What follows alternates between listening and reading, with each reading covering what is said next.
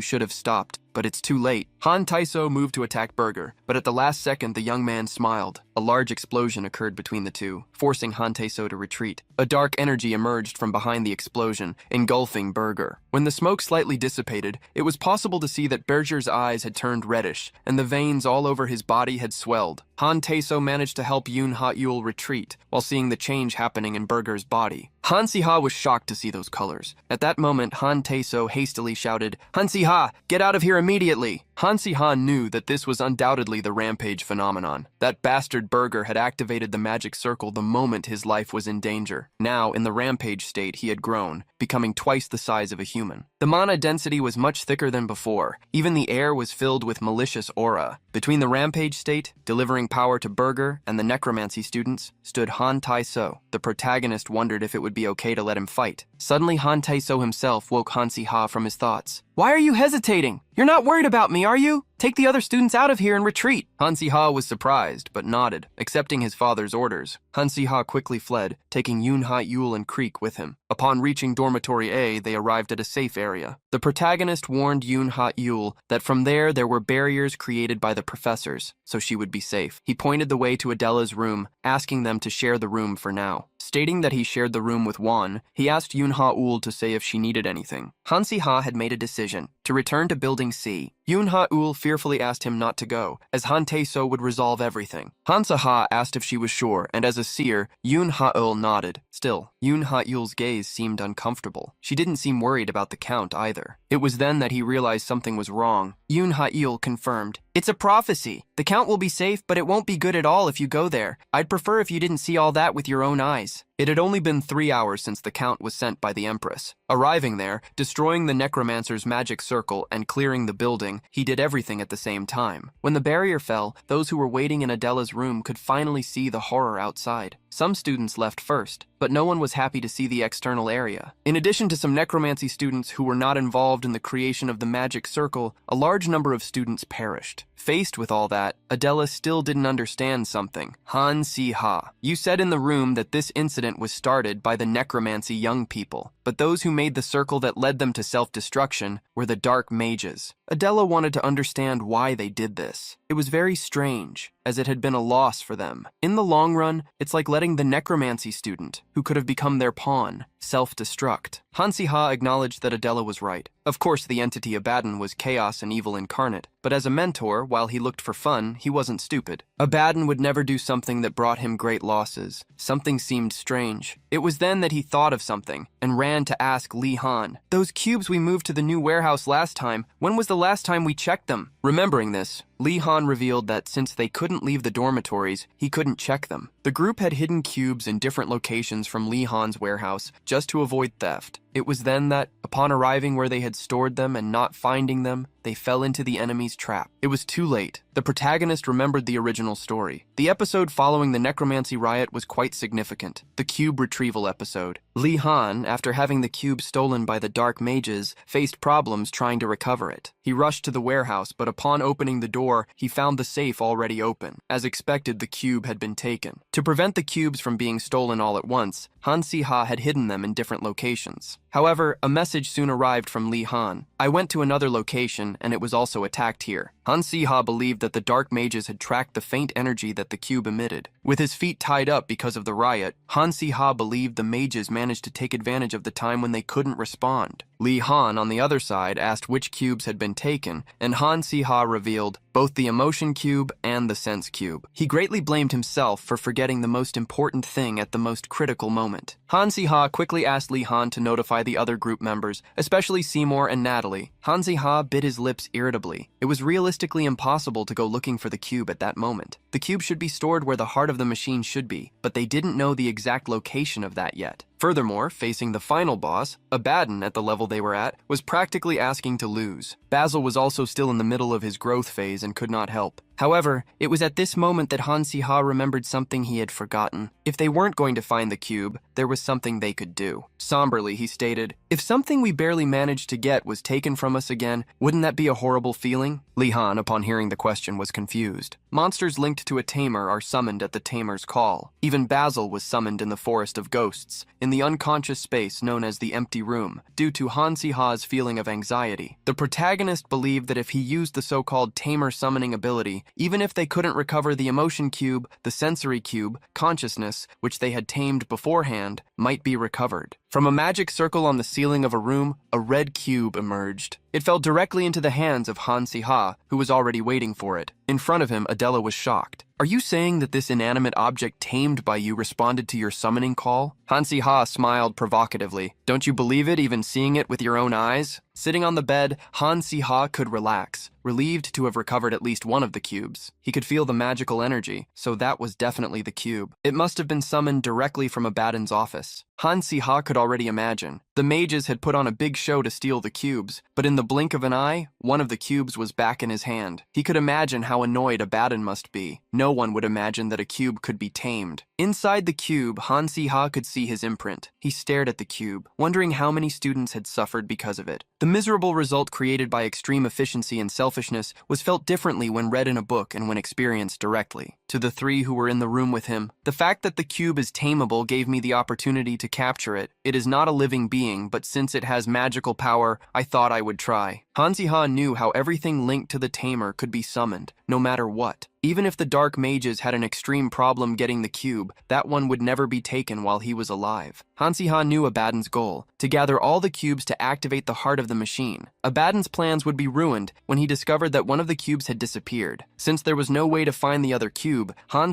told everyone to keep a low profile without attracting attention at the academy. Inevitably, the dark mages would return once more to get the remaining cube. They were not ready enough to fight yet. Han knew they could only do one thing. First of all, we need to discover their base of operations. A few days later, in the royal palace, Count Han Taiso paid a visit to the Empress. She was surprised to see him visiting her. Approaching, Han Taiso was courteous. "How have you been, your Imperial Majesty? It is sudden, but I have something to say." The Empress questioned curiously and saw Han Taiso pull out a letter. When she saw him place the letter on the table, she became even more confused. Han Taiso's words were even more confusing. "This is my letter of resignation, your Majesty." Holding the letter with a mocking smile, Linnea asked to be sure, "You are not at the age to retire yet, are you?" Han Taiso denied, "Age is not a problem. I just thought this was the best option. Please accept." The Empress frowned. She knew there must be a reason. Han Taiso coldly revealed, "I do not have confidence in my abilities. You may not be satisfied with how I will carry out your orders, your Majesty." Linnea raised an eyebrow, questioning, "Did you lack anything? Did I overlook anything? Whatever the reason, I will ensure that you are well taken care of, without any lack or regret. Please reconsider this decision." Before proceeding on the matter, the Empress revealed that she had contacted someone. "It would be good if you met." Han Taiso was confused. It was then that the door was opened, and Han entered the room, surprised to see his father. The Empress smiled upon seeing the father and son reunion. "I heard that student Han kept my son Fabian safe during the riot. I wanted to say something, so I called both students here." The Empress addressed Fabian. "You must have a lot to learn from what happened." Fabian stammered, agreeing with his mother. Happy with the result, the Empress wanted to get straight to the point of the meeting. "My job is to deal with this riot. This matter cannot be ignored by the imperial family, so I had to decide how necromancy and the students will be treated." Han entered the conversation, commenting, "There are already rumors within the academy about necromancy and the abolition of the department." Hearing the young man, the Empress darkened. "There's no way this can be easily forgotten." With a furious look, the Empress declared, "It is a disposal. How dare they cause so much trouble in my lands? We must cut this route completely with this opportunity. For this, I intend to expel necromancy and all its members from the empire." Han Taiso was shocked. He thought he hadn't heard correctly. The Empress continued, asking for no more comments on the matter, and continued, "Wouldn't it be problematic if rumors spread about the Empress making exceptions for certain students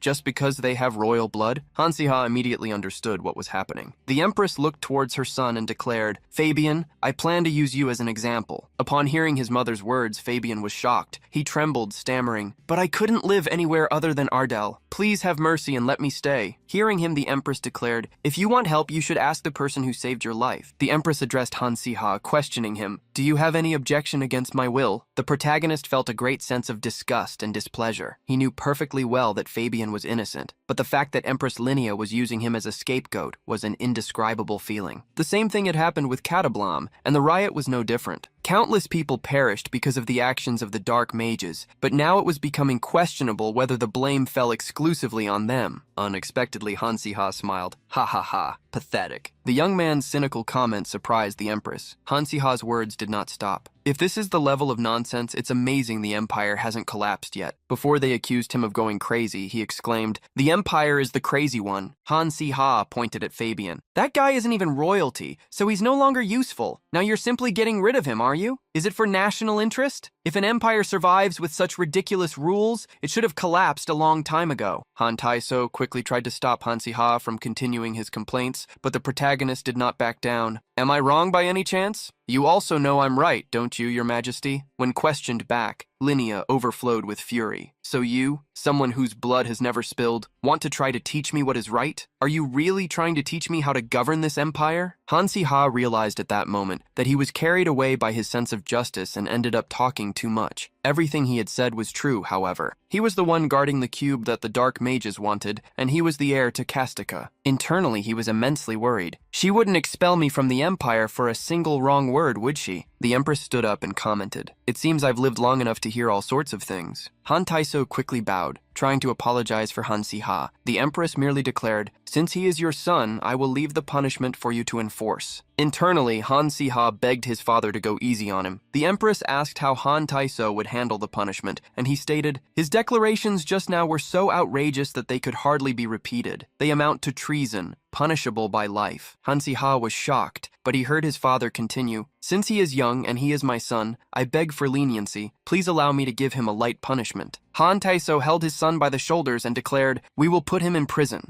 Han Si-ha was confused and thought he had heard wrong. The Empress just smiled and ordered, "Take him away." Someone suddenly grabbed Han Si-ha by the shoulders, dragging him while he shouted, "Father!" Thus the wise academic life turned into a wise life in prison. The news spread quickly through the academy. When Adela heard that they were accusing Han Si-ha of treason, she was shocked. She quickly gathered with a group that was talking about Si-ha and heard, "It seems he is in the Imperial Underground prison right now." Adela knew Han Si-ha very well. He spoke without caring and never controlled himself. One of the students scratched his head, thinking and commenting, "I don't know much more. Maybe it's better if you check yourself, although I don't know if it will be possible." Knowing where Han Si-ha was, Adela left immediately. Afternoon classes were about to start, but she only thought about finding Han Si-ha. The young man had saved her from danger many times, so she swore she would find him. Adela, upon going to the school courtyard, found a carriage. "Can I rent it?" The coachman accepted the trip and asked the young woman where she was going. Adela saw that she only had 2 coins. There was one person she wished never to see again, but she didn't want to leave Han Si-ha alone. "Please take me to the Kastika residence." Thus Adela arrived at Han Taiso's office, who heard her request. "You want my help?" Adela was determined. "I need to find Han Si-ha. If his father won't protect him, then I will do it myself." Han Taiso sighed upon hearing Adela's words and rejected her. "I do not plan to receive a commoner as my daughter-in-law." Adela became extremely irritated to see Han Taiso making jokes. With no time, he told her to quickly say what she wanted and reminded her, "He was imprisoned by imperial decree. You must know that there is nothing I can do." Adela begged to at least be able to see Si-ha, even for 5 minutes, or even less than that. "There is something I absolutely need to give him." Adela pleaded until her tears ran down her face, asking the Count for help.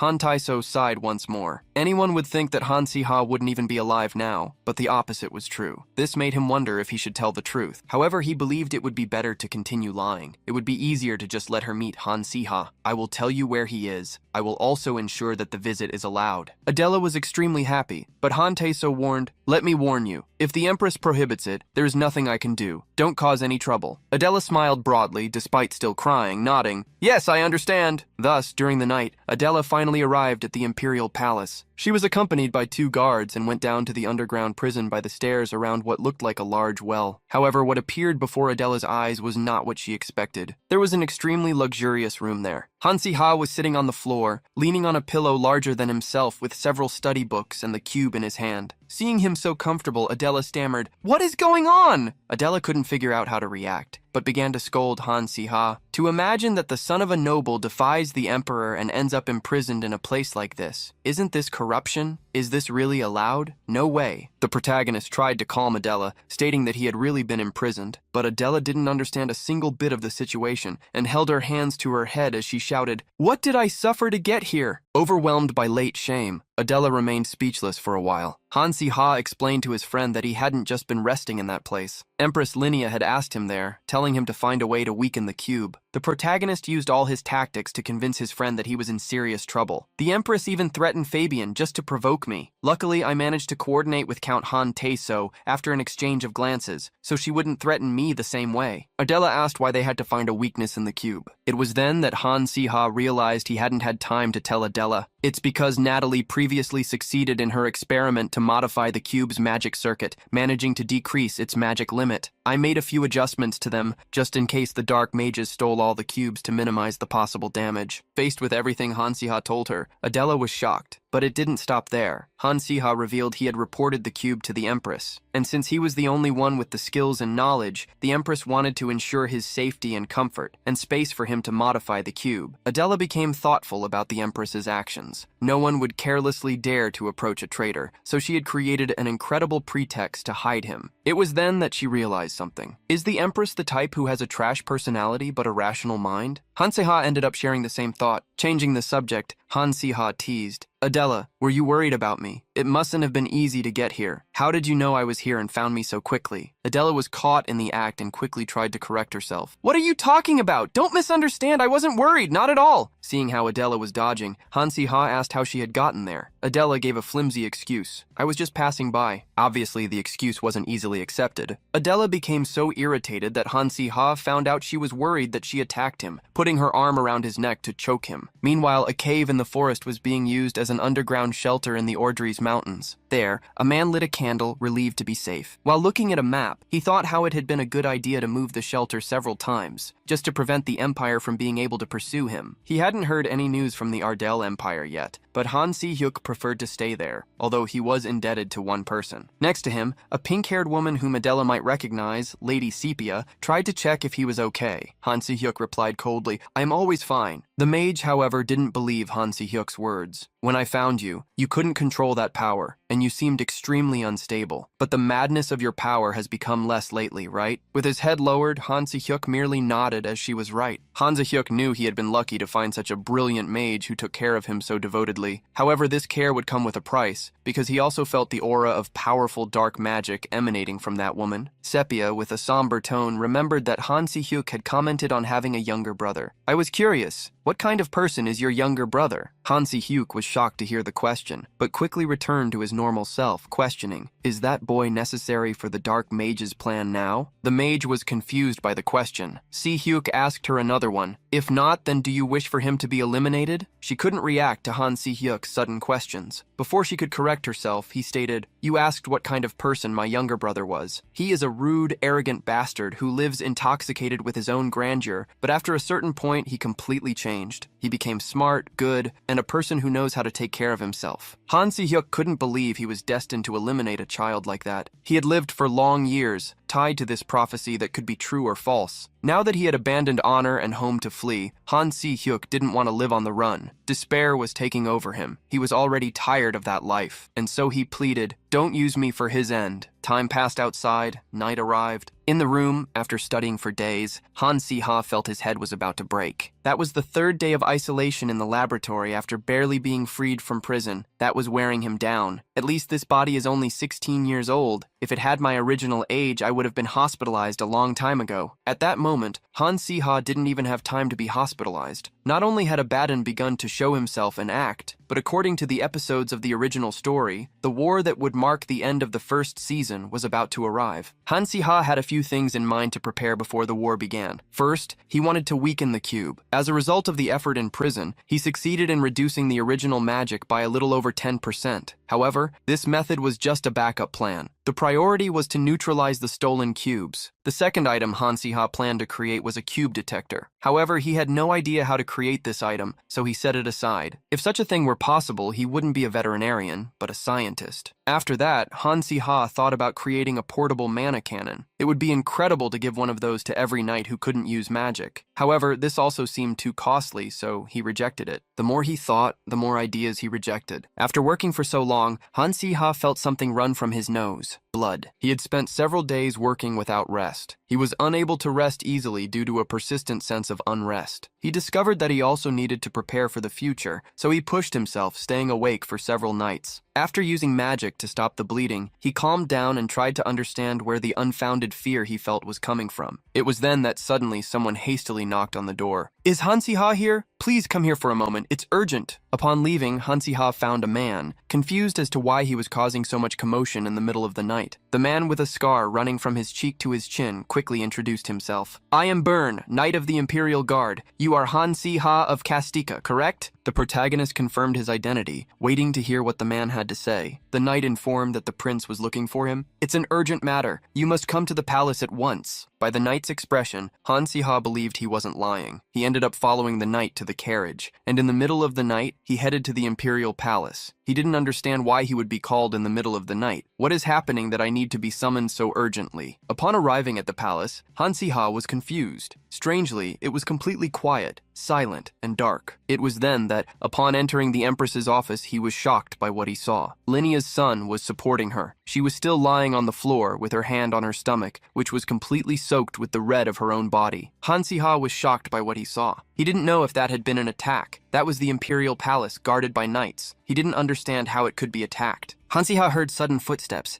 behind him appeared a young woman who fell to her knees on the floor, completely shocked. She trembled as she stammered, "What is happening?" That young woman in a nightgown and tied-up hairstyle was Princess Rubia. Rubia sometimes appeared at social parties or official events. This was Han Si-ha's first time seeing her so closely since arriving in this world. The young man holding the Empress hastily pleaded for Han Si-ha's help. "Her Majesty the Empress told me to call you. You can do something, right? You can, can't you?" Han Si-ha had heard of Prince Marcel through Fabian, but it was his first time seeing him in person. Han Si-ha straightened up, asking the prince for calm as well as an explanation. Marcel wasn't even able to speak, he just stammered. "People appeared, they did this." Han Si-ha could see that the bleeding had stopped, but the Empress was severely debilitated. The protagonist felt a very bad feeling about it. Byrne, the knight who contacted Han Si-ha, approached, offering to explain. The attackers, they started by poisoning the Imperial Knight's food. Not all of them ate, but while the knights fell into great chaos, the palace was suddenly attacked. Byrne lowered his head. He had failed to stop the invaders who attacked the Empress. This had been not only his, but the knight's biggest mistake. Han Si-ha couldn't believe this was happening, as it hadn't happened in the original story. The Empress would indeed perish during the war, but not this early. Han Si-ha hastily grabbed some potions, asking Byrne to quickly prepare clean clothes and hot water. While a magic circle appeared beneath the Empress, created by Han Si-ha, who was trying to treat her, he wondered what would happen. He tried to understand where things had started to go wrong. In terms of chronology, it made sense. This happened shortly before the war, around the time the palace traders, who accepted bribes from the dark mages, began to act. However, poisoning the knights and attacking the Empress was going too far. After managing to stabilize Linia's situation, Han Si-ha laid her down to rest on a soft bed. The time when she had been attacked was too early, and the method had been cruel and audacious. From Abaddon's perspective, this must have been a risky gamble. Normally, Abaddon would calmly secure an advantage and prepare for war. Han Si-ha never imagined he would force a confrontation.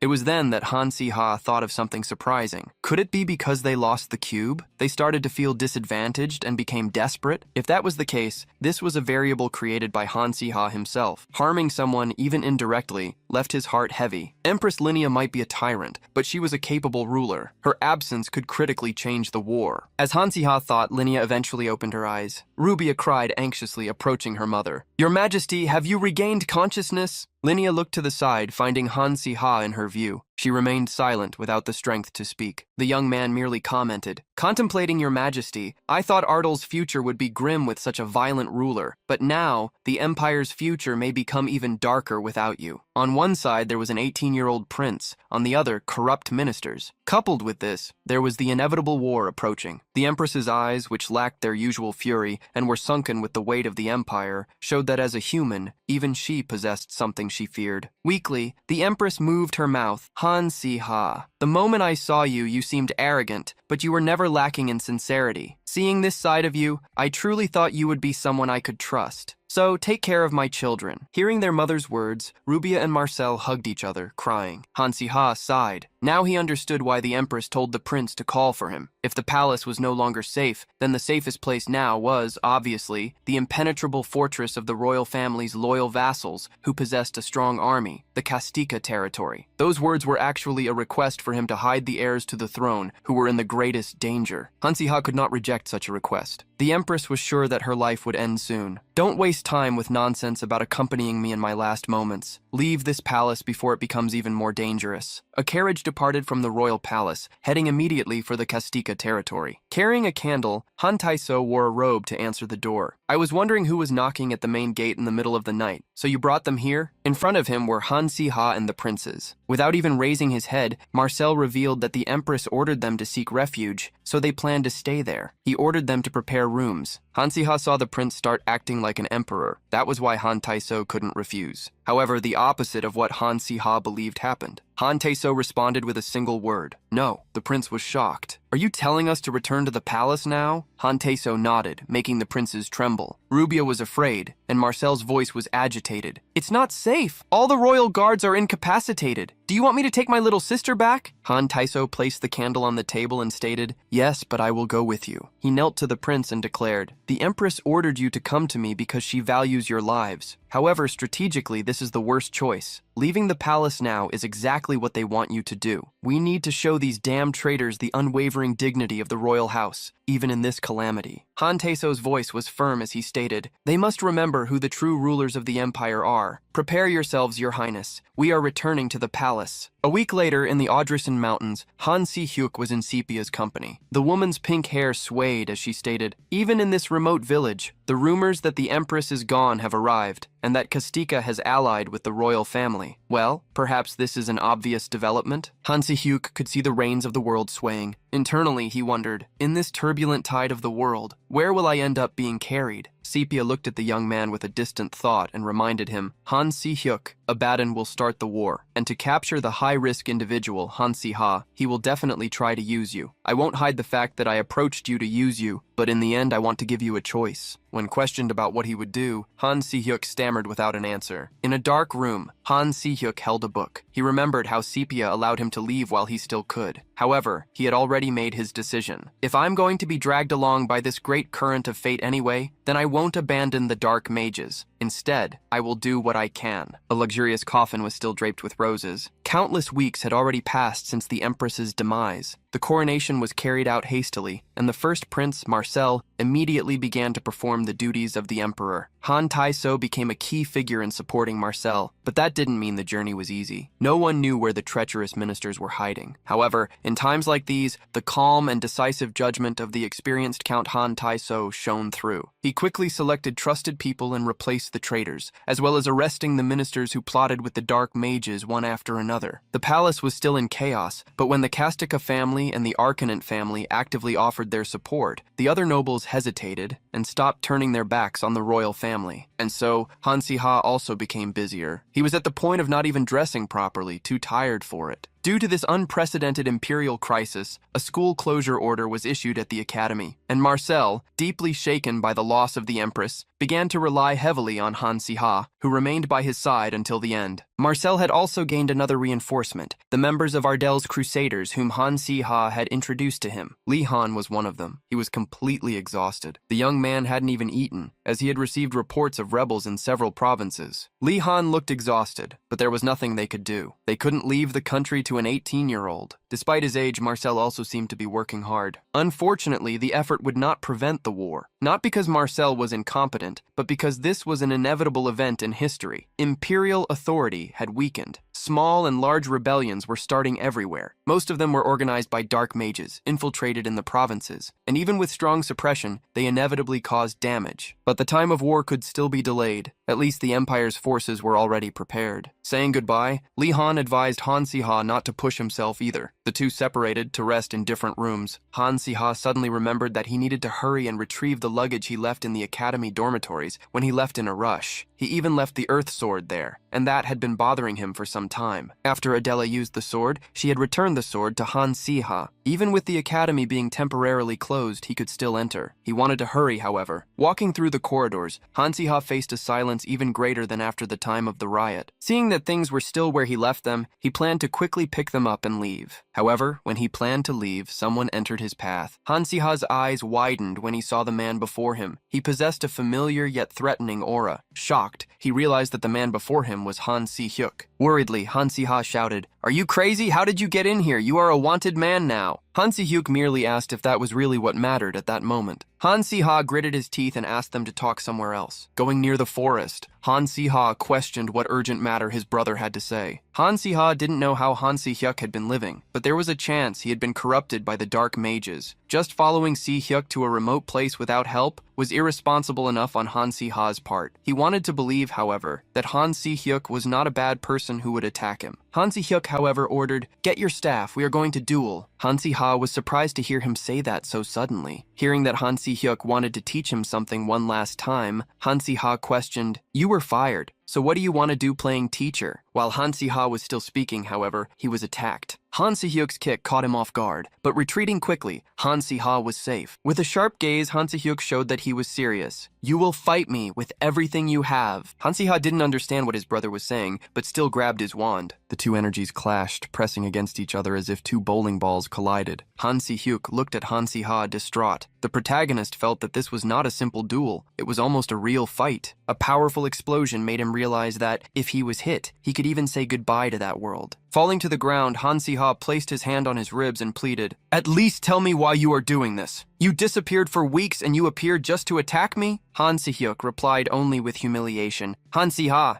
You are too weak. Why can someone with so much potential be repelled by someone like me, a mere prophet? The mana overflowing from Han Si-hyuk's body scared Han Si-ha. It was at the level Han Si-hyuk used on the day he went mad. Approaching his younger brother, Han Si-hyuk warned, "This is your last chance." Han Si-ha clicked his tongue, annoyed. He did everything to get up as he couldn't collapse there. Before him, Han Si-hyuk stated, "Remember this move. As your professor, no. As your older brother." Han Si-hyuk attacked Han Si-ha, extending his hand towards him. Han Si-hyuk threw him to the ground by grabbing him by the neck. "This is my last lesson for you. Don't let your guard down or show openings. I have a tendency to attack with my left hand. If you fight me, aim for that arm. I am strong in prolonged battles. The longer it takes, the worse it will be for you. If you are going to corner me, then go all out from the start. When your life is at stake, the basic rule is to fight with full force from the beginning." Han Si-ha felt that something was wrong. He didn't understand why Han Si-hyuk was telling him all that, giving him all his characteristics and battle methods. However, Han Si-ha threw away such thoughts. He didn't have time to use the magic wand, but he still had the sword. Brandishing the sword, Han Si-ha made the ground move. He moved away from Han Si-hyuk, while a mountain of stones rose up around his older brother. Quickly, the rocks covered Si-hyuk, making him disappear. However, the rocks began to crumble and exploded. Han Si-hyuk appeared through an opening between the stones, stating, "You were beaten from start to finish, but you managed to make it impossible for me to fight for some time, so this time, the victory is yours." Still standing before Han Si-ha, Han Si-hyuk stated, "Remember this, Si-ha. If the day comes when you need to defeat me, you must not hesitate as you did today, because if that happens, that will be your end."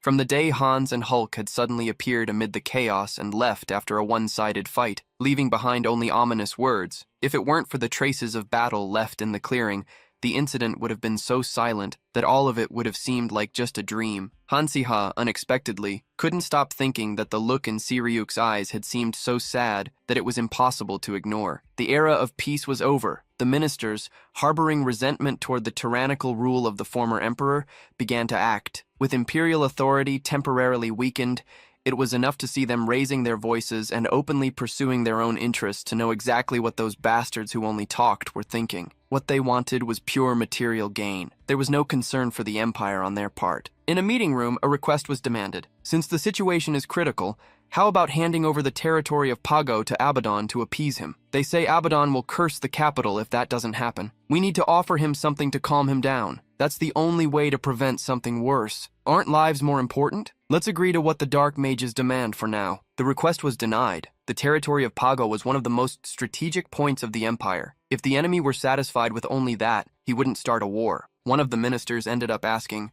"Don't you pity the dying citizens?" Faced with the question, Marcel crumpled a sheet of paper irritably. "Damn it, you really talk too much." The ministers were startled by the words of the new emperor, who could already imagine them rolling their eyes and planning to join the Dark Mages. He revealed his irritated thoughts, shouting and pointing at the ministers. "What? Negotiate with Abaddon? Give up someone else's land? If you want to do that so badly, then go ahead and sell your own land first. Go negotiate with Abaddon yourselves." One of the ministers was surprised and stammered. "My territory, sir?" Marcel continued. "Is there a problem with that?" The man, frightened, stepped back. "This must be a joke, right, your majesty?" Fiercely affirming that he was not joking, he warned, "From this moment on, anyone who talks nonsense will be sold to Abaddon along with their lands. Understood? The meeting ends here." The atmosphere grew somber, and after delivering his message, the emperor left the room. Internally, Marcel sighed, realizing he had gone too far, feeling that little by little he was becoming more and more like Han Si-ha from spending so much time with him. But the judgment of the man in whom Marcel's mother had trusted until the end was not wrong. The war was advancing faster than they had predicted, in a rapid shift of era and destinies. Both those of the Empire and Han Si-ha himself wondered, will we really be able to survive? 3 years of war passed quickly. In a camp where the knights gathered in various tents, a conversation was taking place among some of them. To think that we, who used to belong to the Imperial Palace, would end up wandering like this. Don't even tell me. Where were you assigned this time? I think I'm going to the territory of Arcanant. A knight with a scar on his cheek was speaking, and in front of him a red-haired man was crying, asking to switch assignments. They asked where he was going to be crying like that. After a second, he answered, "To the territory of Castica." His friends were surprised and, in despair, asked how that had happened, but not even he knew. He had simply been selected. The third knight in the group asked, confused, "Why react like that? Isn't Castica a noble and famous family?" Even though Count Han Taisu is known for being frightening, he did not understand such reluctance. One of the knights clicked his tongue at their friend Zig's innocence. You say that because it's barely been a month since you arrived from the south. You don't know anything. Count Han Taisu isn't the problem. Rumors were spreading. According to the Scarred Knight, there are whispers everywhere that if you're assigned to Kastika and make a single mistake, you'll be dragged to some dark place and become dragon food. They say there are real rumors that he feeds the dragon with humans as rations. There was also another factor. Above all, Kastika has the possessor of immense mana, the famous academy graduate, the genius tamer who tamed a red dragon. That Hansi Ha is there. This time Zig was truly frightened. Suddenly the voice of a little girl was heard by the group. Are you talking about Hansi Ha? Count me in too. I want to hear his stories in detail. A young girl in a red dress, golden hair with the ends tied with ribbons, pulled open the tent curtain. The Scarred Knight asked why a child was there, and Zig scratched the back of his neck, commenting that she was a girl who had been wandering around for a few days. That made the man think they should scare her a little so she wouldn't cause trouble. Girl, he's not someone you should mention so lightly, because a brat like you would be dragged away without leaving a trace and thrown in to serve as dragon food. The little girl didn't get scared but smiled brightly. Wow, that's great, I want to be taken. The knights were confused by the girl's wish. She seemed to be dreaming. I really want to see Hansi Ha someday. I know it will take a long time, but I'm already nervous, you know? From the knight's perspective, the girl seemed crazy. In another tent was Hansi Ha himself. He sighed. This doesn't make sense. Why are there so few volunteers? They said there was a line of people just to go to Arcanant. What's wrong with us? Carrying a mug of coffee, one revealed the reason.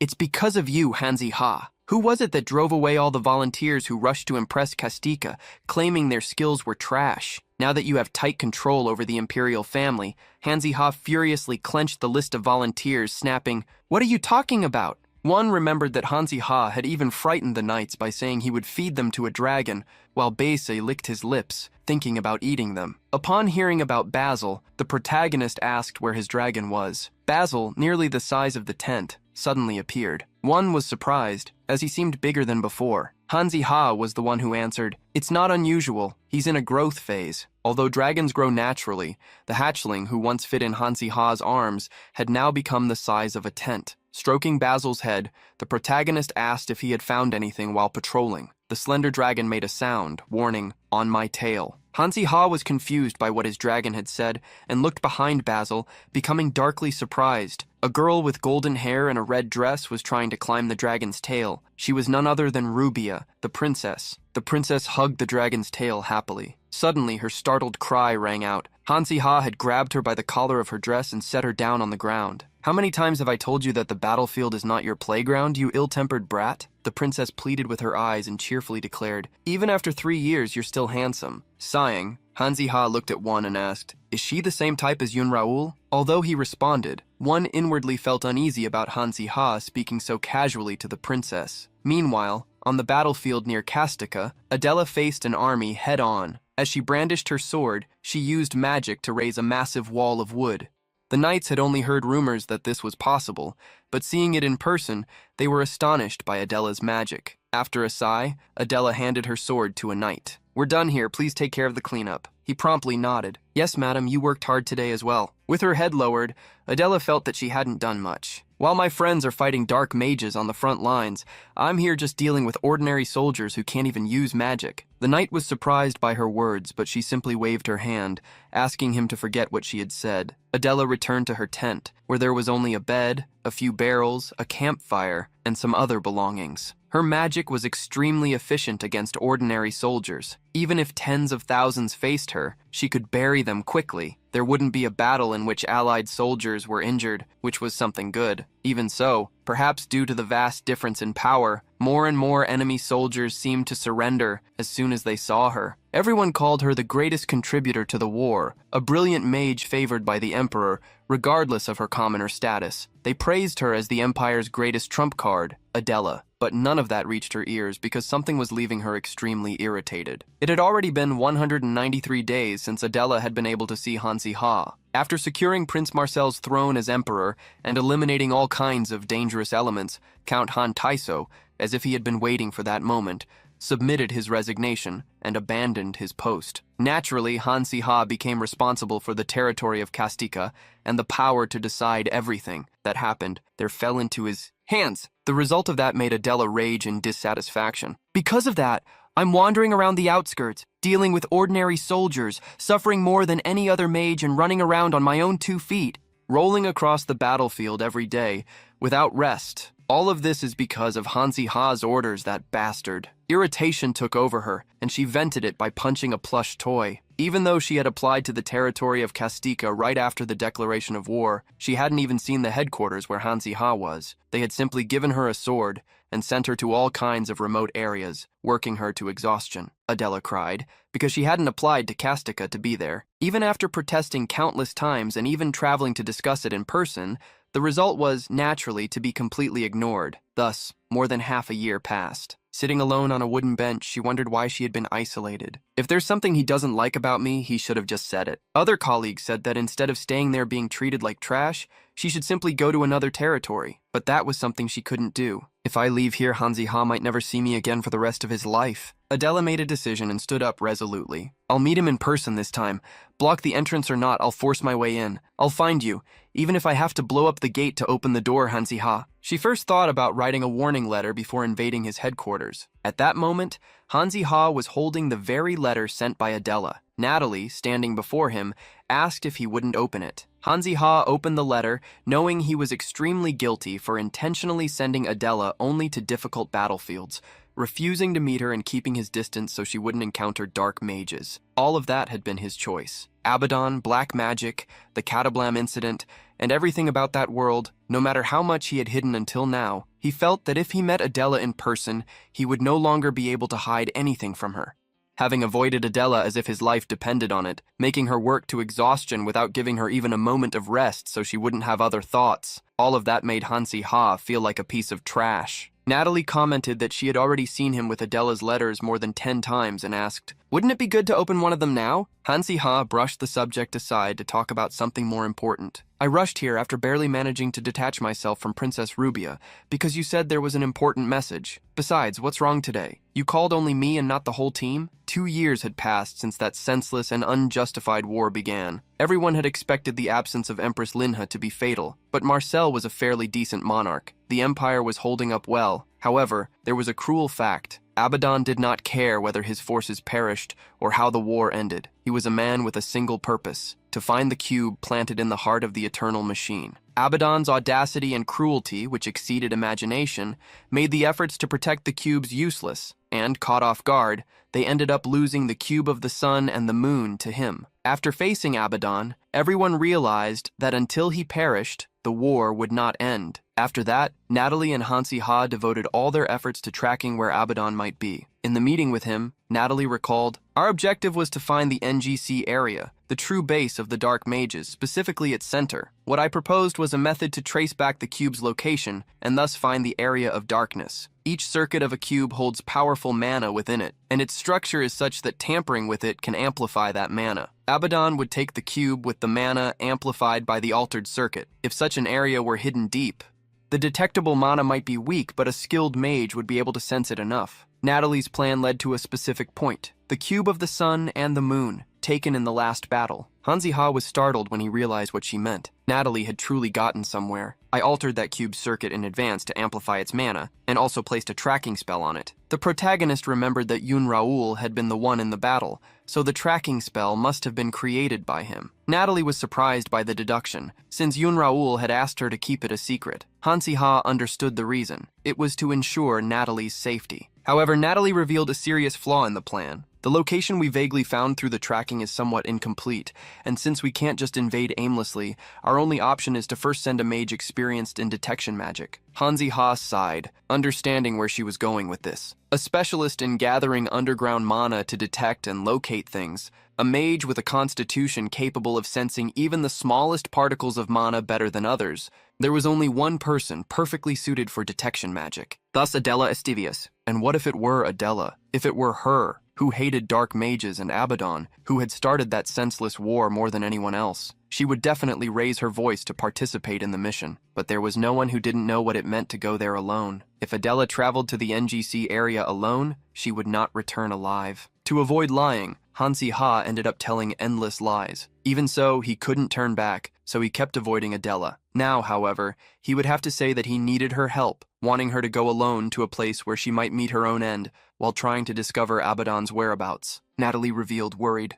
Yun Raoul had opposed the idea, as he did not want Adela to throw herself into enemy territory. That was why they had not told anyone about the operation to find the cube, intentionally postponing the matter until now. However, Natalie showed herself to be different and resolute. I believe that Adela, as the person involved, should know. In the original novel, Li-Han fought while losing everything because he couldn't find the cube's location and, in the end, discarded his own body. As the protagonist of the novel, he ruthlessly abandoned everything when the time came to get rid of it. That was probably why Li-Han, who should have perished long ago, survived tenaciously and fought against Abaddon. However, Hanzi-Ha was not someone used to throwing things away. He had to admit it. He didn't want to lose Adela. He was honest with Natalie. Adela is agile. If you and Yoon Raoul came to that conclusion, she won't have any trouble realizing that she is absolutely necessary for this plan. But I don't want to... Hanzi-Ha looked away and asked, "Please don't tell her yet." As soon as he finished the meeting and returned to his own tent, Adela unexpectedly came to see him. She entered Hanzi-Ha's tent wearing a hood over her head. He tried to act coldly, not even looking at her. "I don't remember giving you permission to come here." Adela tried to maintain the formality of his tone. "I intended to come even without your permission, for official business, nothing less." He asked what business she wanted to discuss. Adela was direct, demanding, "Transfer me here as well. I'm tired of working in remote areas." Concerned, Hanzi-Ha asked, "Adela, are you very irritated?" She nodded, listing everything that had been troubling her. "Why do you always pretend not to see me? You know how difficult it has been for me. I didn't want comfort or convenience. I just needed you to be by my side." A tear fell from Adela's downcast gaze as she concluded, "Please change the location to which I'm assigned." Hanzi-Ha realized that if he refused right there, it would become even more suspicious. It seemed he would no longer be able to continue what he had been doing. He changed the subject. "Princess Rubia must be in the southern barracks. You met her a few times in the Imperial Palace before the war began,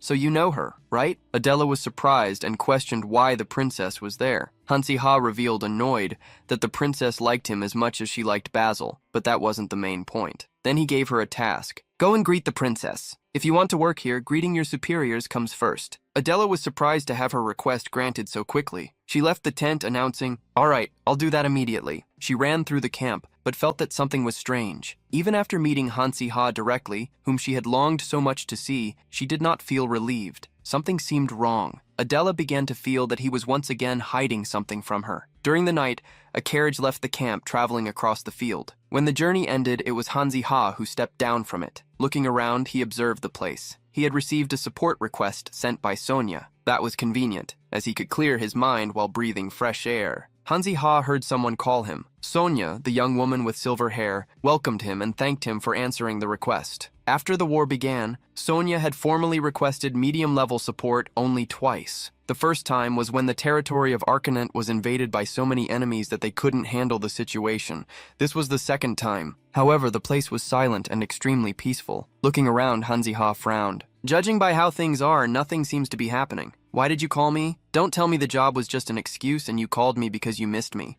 The protagonist smiled confidently and winked at Sonia, who responded with a look of disgust, making him realize he was wrong. Irritated, she questioned why he was so confident, got straight to the point, and pointed to an area. "Do you see that dozen people? During the last week, nothing has happened here. Not only here, but throughout the entire territory of Arcanant. Even the neighboring village is as quiet as a mouse. Seriously, nothing has happened." The situation was the same in the territory of Schwartz. Basically, all the knights were bored. They were not fulfilling the purpose for which they had been trained. Upon hearing the news, Hanzi-Ha almost jumped back. The territory of Schwartz, that place hadn't been peaceful even once since the war began. Sonia shared the same feeling. It was extremely strange that nothing was happening on the battlefield. She knew that Kastika had also been peaceful lately. Thinking deeply, Hanzi-Ha recognized that there was no reason for Abaddon to suddenly end the war. An excess of peace meant that he was definitely plotting something. He asked whether Abaddon might possibly be focusing on the cubes. Sonia also believed in that possibility. They had identified a total of 5 cubes. Among them,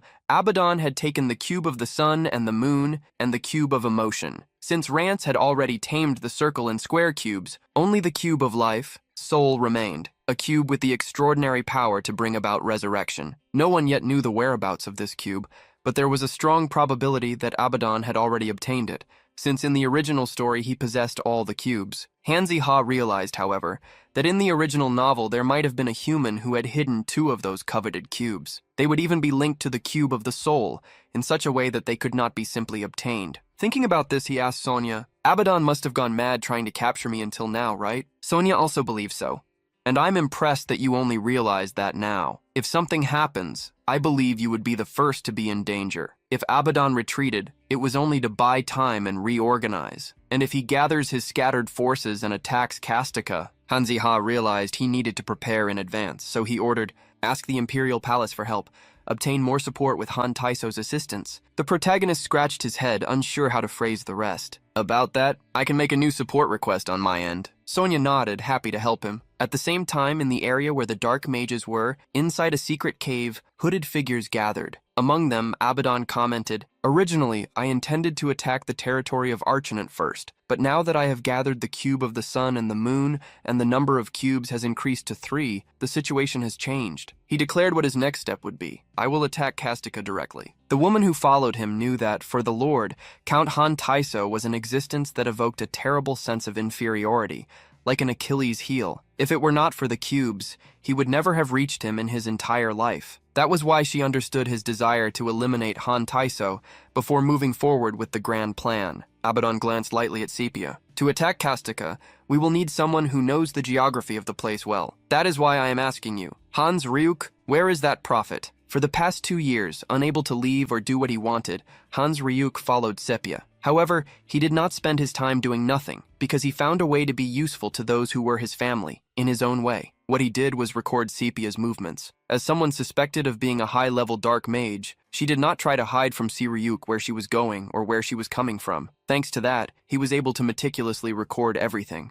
His movements throughout all that time and the conclusion he formed, reorganizing and estimating everything in his own head, resulted in a large map, rugged mountains on the outskirts of the empire, and within them, a building located inside. That had to be the NGC area. While looking at the map, Hans Ryuk heard a man's voice descending the stairs. Is this where it is? Is this the place where the rat hides? Upon looking at the man with long white hair, Ryuk was startled, but soon regained his composure and asked, Are you Abaddon? At the camp managed by Hanzi-Ha, Adela was spending her days peacefully, happy to finally not be in the interior of the empire, but closer to the cities. While enjoying herself, Adela heard the sound of wings flapping. An eagle quickly approached, carrying a scroll. Without her expecting it, the scroll was dropped, hitting her on the head. Dizzy from the impact, Adela cursed the bird for not delivering it properly. Thinking about the letter, she felt confused, as she had never received anything from anyone. When she looked at the sender, she was surprised. Investigator Hans Ryuk. Whether he had been dismissed from the academy or had resigned,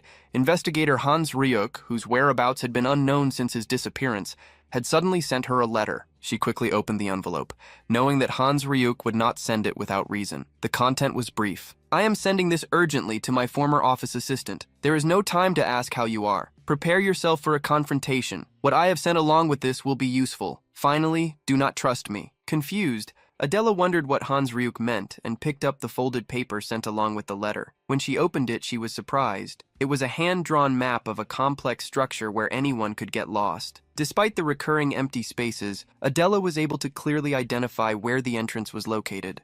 In addition, there was a single description on the map, the initials NGC. She did not know how Hans Ryuk had done that, but she knew what she needed to do. The girls, Yun Raoul and Natalie, heard Adela calling them urgently. Natalie walked over to Adela, asking what had happened. The young woman, who also saw Hanzi-Ha's presence, was even surprised, since he had said he was going to meet Emperor Marcel. Having just arrived, he asked what had happened. Adela showed them what she had received, causing astonishment. Where did you get this? Adela could not say that she had received it from investigator Hans Ryuk, because a strange rumor was circulating that he was in collusion with the dark mages. She quickly made up an excuse, claiming that she had been searching the area while traveling and gathering information from captured soldiers. Showing the empty spaces on the map, and knowing that the two girls were looking for the area, Adela pleaded for them to share the information with her so that she could help as well. Natalie became worried considering Hanzi-Ha's request, but when it came to Adela, she could not refuse. All right, I will explain in detail. While Adela listened to everything Natalie had to say, Hanzi-Ha watched them with a sharp sideways glance. Adela absorbed all the information and made a decision. My detection magic can definitely help in the search for the cube. I must go. Confused, he questioned why they were hiding something so important from her. In the midst of it all,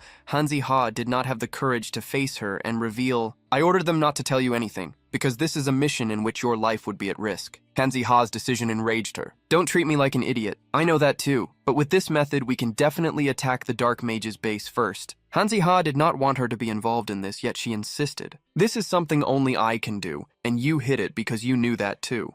She also reminded him, if they could recover the cubes, if they could eliminate Abaddon, someone would have to take the first step. It was not possible to continue a senseless war forever. Hanzi-ha was about to make an excuse when Adela interrupted him with heavy words. Do you know how many people have already perished because of the dark mages in this war? Or how many children have lost their families? You said that before. If we can discover the NGC area and surprise them first, the victory rate will skyrocket. Adela struck her chest, convinced that she would carry out the mission. If we can end this war, it's stranger not to try just because you're worried about my safety. If you were in the same situation as me, you wouldn't think differently from me. Hanzi-ha knew how much Adela hated the dark mages. It was written that way in the contexts of the sages, and considering the environment in which she grew up, it was inevitable. A child whose eyes would roll back just at the sight of Abaddon in the original novel. Hanzi-ha never even thought he would be able to stop her. It was not possible to keep Adela from the truth by preventing her from leaving. However, the path she wanted to take was dangerous. In that case, Hanzi-ha had only one option, which led toward a tragic end with 100% certainty. With the greatest effort possible, he tried to reduce that to at least 99%. Adela would not give up, so Hanzi-ha needed to support her. I understand your will. If you truly want to go, let's prepare. A few days later, Hanzi-ha and Adela held one final meeting. She handed him a plan she had developed with Natalie. As you instructed, I used my brain to increase the success rate, prioritizing safety above all.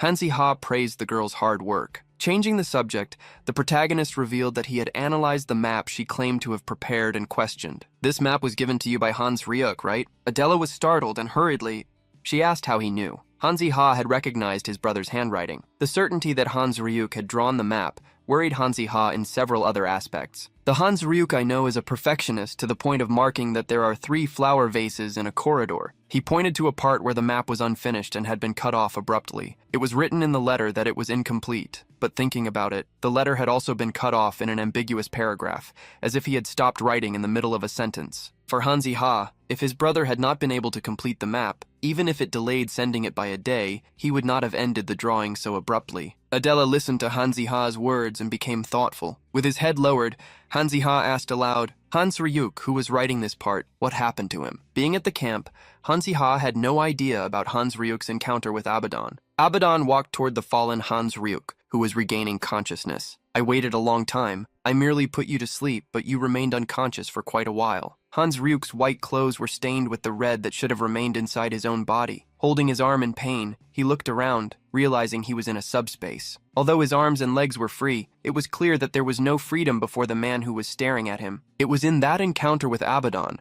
that he understood what the meaningless nightmares he had suffered at the academy were. Just like the powerful force close to dark magic within his body, all of that had been planted by Abaddon. Hearing the young man speak loudly and clearly, Abaddon praised him. As expected, you understand quickly. Finding you by chance in Catablum with your exceptional magical talent was also a great stroke of luck for me. He asked curiously how Hans Ryuk felt.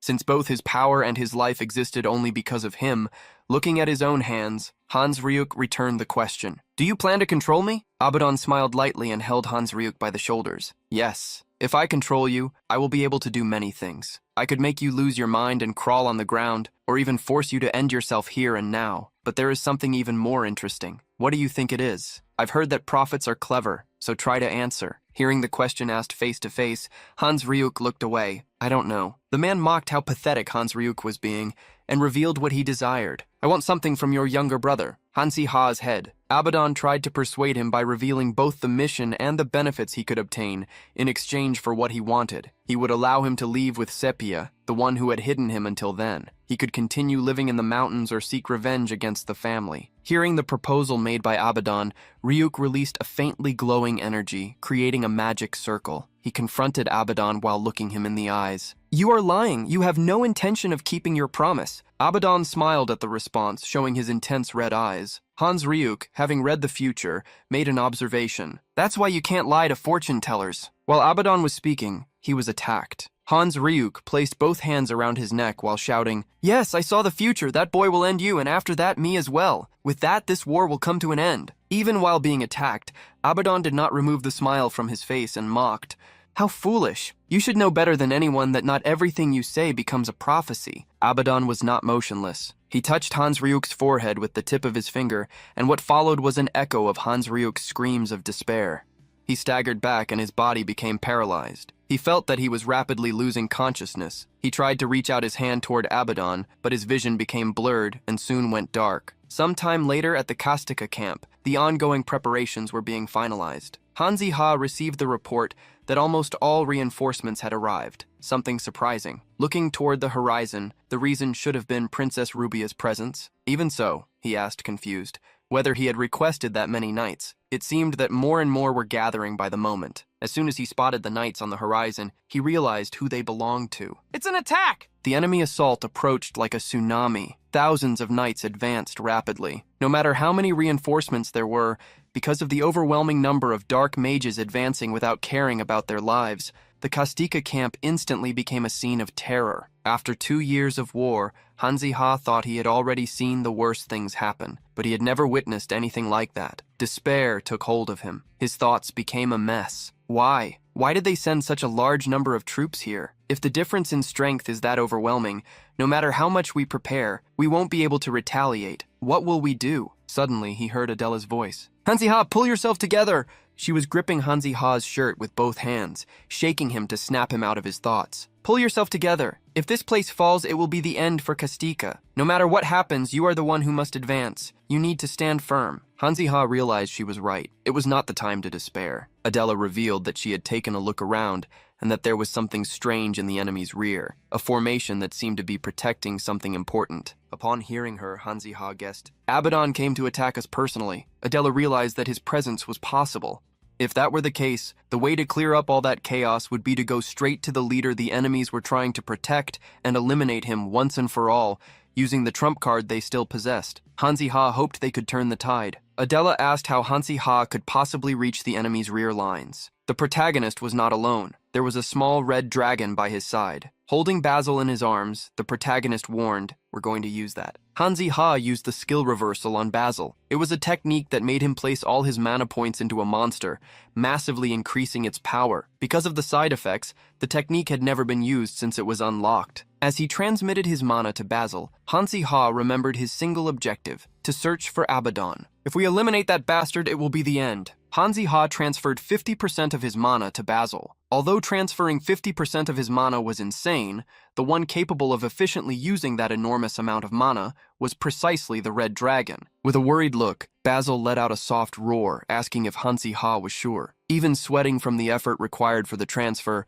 Hansi Ha smiled. "That's an order. Do as I said." Basil nodded, lowering his head and closing his eyes to concentrate. The dragon's wings spread, and his size began to grow. Soon the dragon's shadow became larger, covering Hansi Ha and Adela. He revealed his true size. The beating of Basil's wings blew the pair's hair. Adela almost fainted in fear. "He's grown so much since the last time I saw him." The red dragon began to move, running across the battlefield and casting his shadow over the knights who were searching the surroundings for what was creating it. When they saw the dragon flying in the sky, the Empire's knights were startled. They had heard of Hansi Ha, and now his dragon was flying toward the enemy lines. It was possible to see the dragon gather energy inside his mouth, and as soon as he opened it, a breath of fire fell upon the enemy, vaporizing everything it touched. While Basil invaded the enemy lines with his empowered breath, the wounded enemies froze in panic, giving Hansi Ha the opportunity to create a decisive attack. Holding a magic wand, he released portions of his remaining mana into the air. With his trump cards being placed on the field,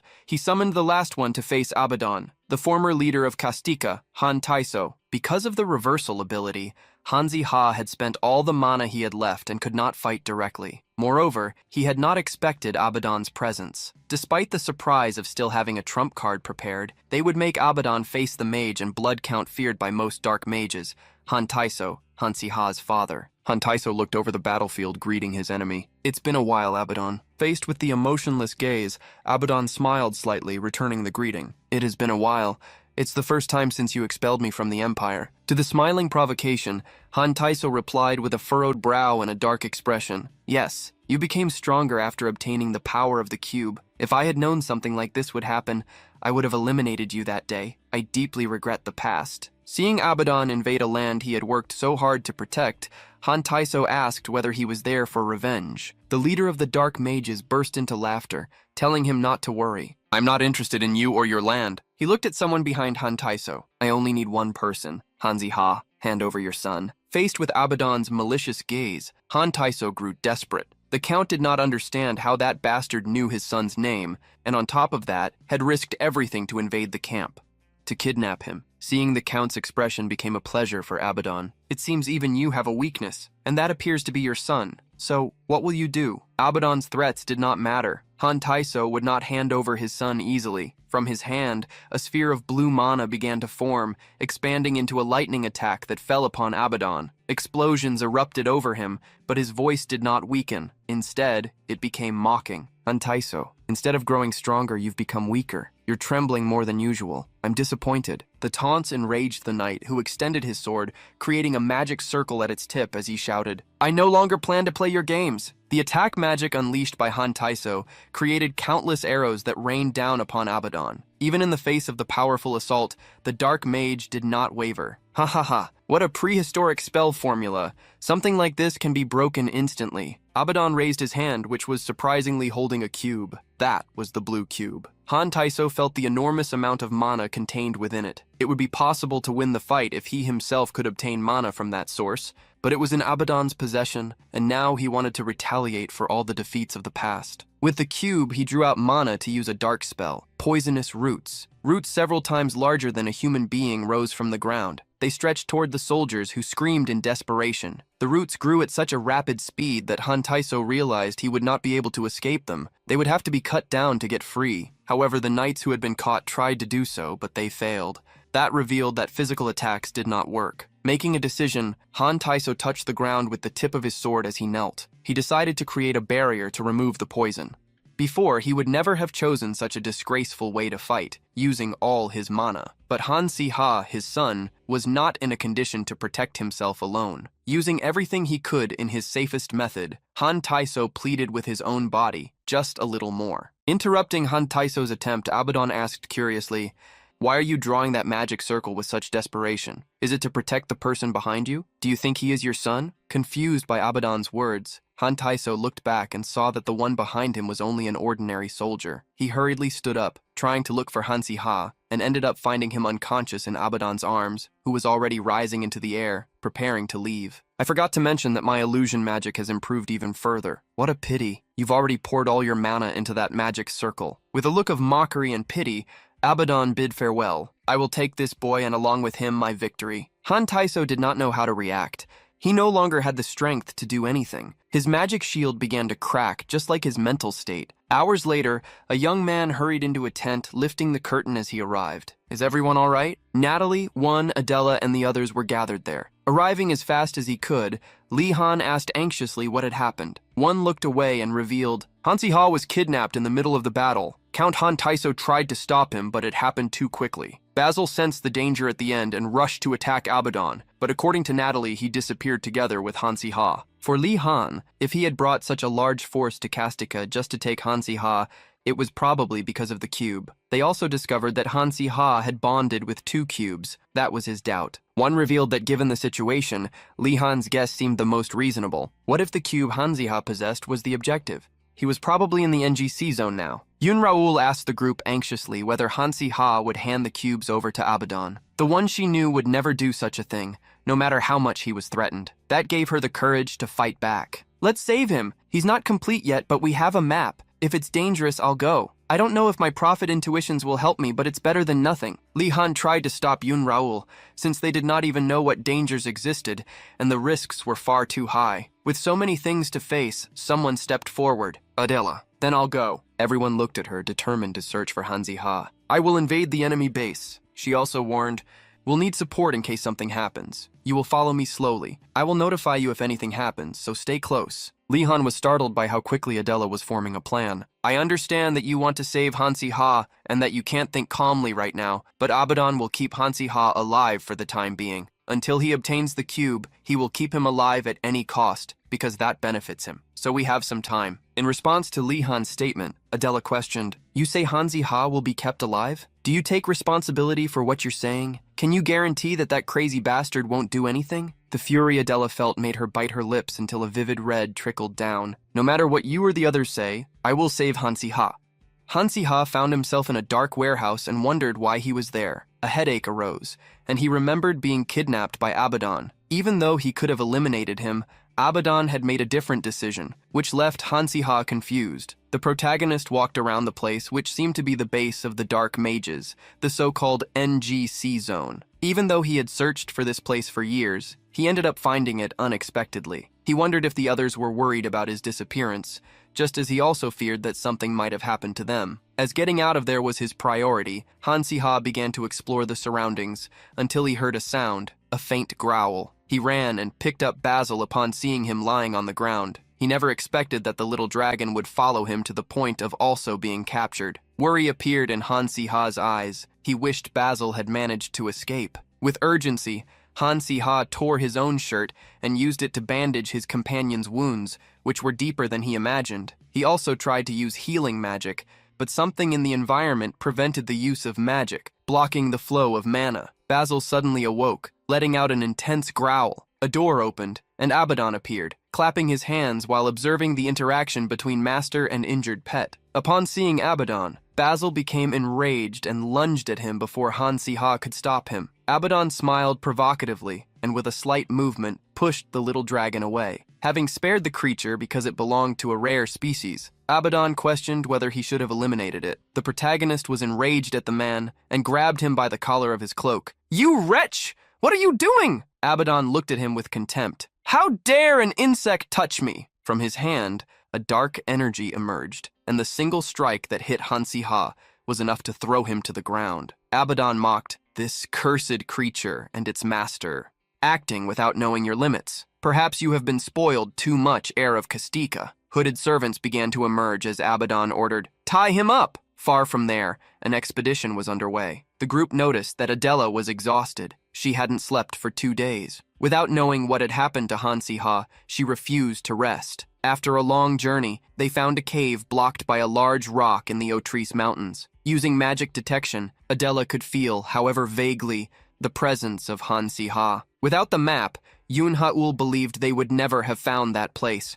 The rock, with marks of having been moved repeatedly, indicated the entrance. Adela then decided to go ahead. Even though the others considered it risky, she thanked them. "Thank you for accompanying me. Now watch my back." Inside the stairs that led to the basement, shadows dominated. After crossing the first underground level, Adela spotted some torches upon reaching the second level. None of the dark mages had noticed her invasion of the NGC zone. To find Ha and rescue him safely, Adela concealed her presence as best as possible. She hid upon hearing footsteps. A hooded man commented, "I heard that the heir of Castica was captured." Adela listened intently, discovering that Ha had been taken to the 5th underground level. They mocked him, believing the young man would already be begging for mercy. Adela was surprised to realize that even low-level servants already knew the news. She continued listening as the dark mages expressed the desire to make him suffer as much as possible. She wanted to attack the 3 of them, but she couldn't see a way to deliver a clean blow. Then she made a decision. She would finish them all at once. Adela cast a silent spell. One of the mages seemed to notice something,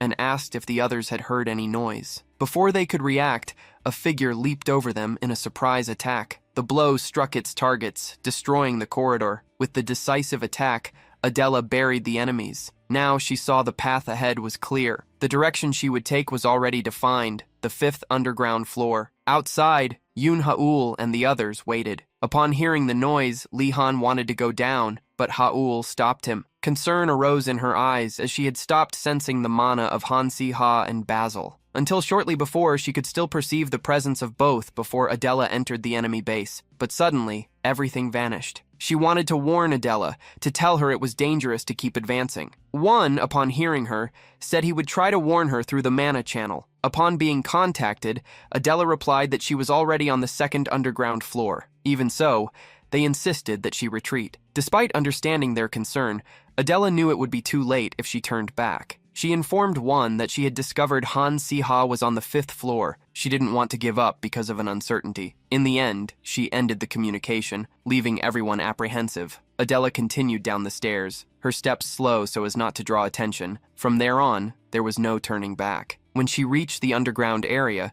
she noticed the space was vast, yet too silent. There were no guards in sight. She had reached the 5th floor without difficulty, but she knew she couldn't lower her guard. Adela found an iron door that emanated a dark energy. Believing Hansi-ha was beyond it, she approached. At that moment, a voice emerged from the floor above. "I have been waiting. You arrived sooner than I imagined." An overwhelming pressure of dark mana fell upon Adela with the appearance of Abaddon. He observed her with curiosity. So it wasn't an exaggeration. "When they said you are one of the Academy's talents, I confess you arrived faster than I expected." Abaddon's relaxed posture made Adela realize he had allowed her to get this far. He never had the intention of stopping her. Abaddon seemed to read her thoughts just by looking at her. Then he pointed in one direction, a room sealed by glass, and inside it, imprisoned, was Hansi-ha. Adela tried to run to him, but the glass barrier stopped her. Hansi-ha woke up, confused by the sound. No one should have been able to reach him there. Abaddon entered the room and taunted, "What did you think of my new magic box?" Hansi-ha demanded to be released, but Abaddon had no intention of complying. Seeing that the young man still maintained his fighting spirit, he laughed and commented, "You cannot see, but whoever is outside can observe you, like the guest who came looking for you, for example." Confused, Hansi-ha asked who he was talking about. Abaddon replied naturally, "Adela came after you." The young man was startled, realizing that the sounds he had heard were not a figment of his imagination. Irritated, he provoked, "Wasn't it enough to deal with me alone? Did you have to drag her into this? Do you really think I'm going to hand over the cube because of that? What an illusion." The cube was already sealed anyway, and without his permission, the others would never be obtained. Confident, he declared, "If you think you're going to threaten me using Adela, give up. No matter what you do, I won't say anything." He continued, "Let me guess, you're at a stalemate, aren't you? You'll never find my cube." Abaddon laughed as if he had heard a joke. "You call that a provocation?" Hansi-ha retorted, "You say that, but you're clearly bothered." Then Abaddon revealed his plan. "Do you really think threatening you is my only option? There is a simpler path to get what I want, threatening that girl." He was certain that, at some point, Adela would reveal the cube's location. She wouldn't be able to stand seeing him suffer. She cared too much about Hansi-ha to remain silent.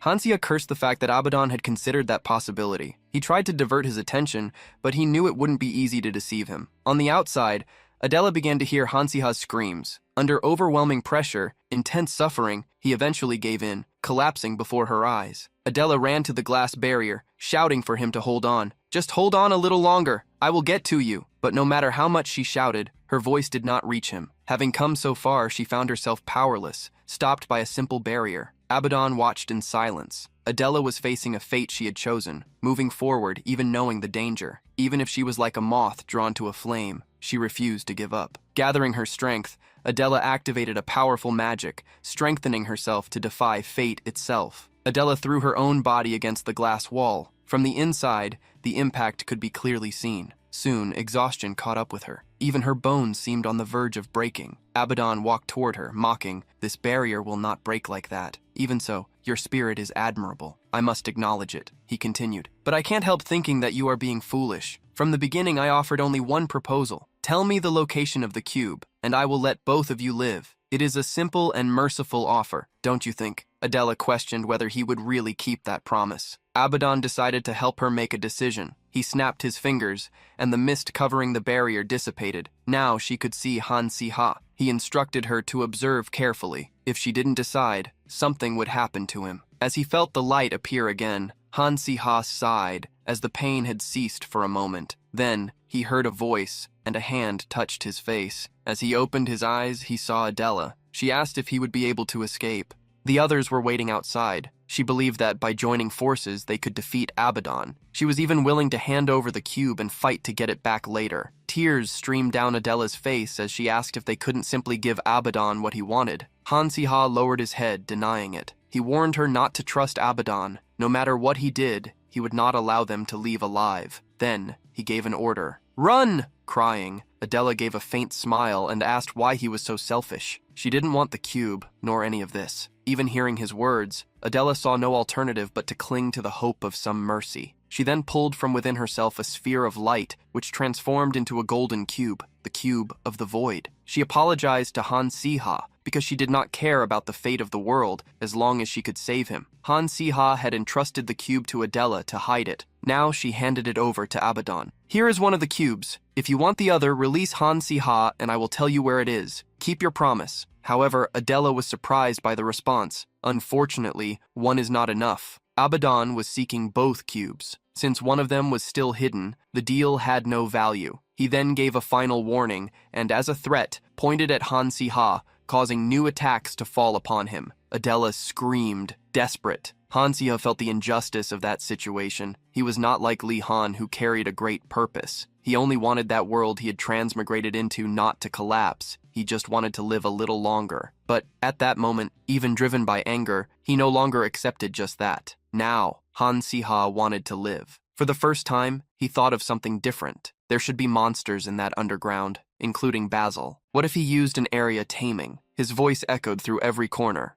I declare to all monsters, I, the tamer, am your king, your lord. Therefore, come to me. Eyes began to glow throughout the entire underground. The ceiling cracked, breaking apart. The creatures turned their gaze toward the enemy, Abaddon, and advanced without hesitation. Hundreds, thousands of underworld kobolds flooded the room, restricting his movements. Adela was quick, trying to release Han Si-ha from his restraints, still impressed by the power of that ability. The young man leaned on her, and together they began to retreat. While he was still looking for the small dragon, Basil appeared before him. The creature was crying, moved. Han Si-ha and Adela felt relief upon seeing him safe. Even so, there was still one more obstacle ahead. The red dragon unleashed its fire breath, destroying the sealed door. Han Si-ha and Adela reached the stairway corridor. Having gained some time, they just needed to go up and escape. Along the way, they found runes on the walls, magic circles prepared in advance, though incomplete. It was explosion magic. The rest of the team seemed to be preparing the destruction of the enemy base, facilitating the escape.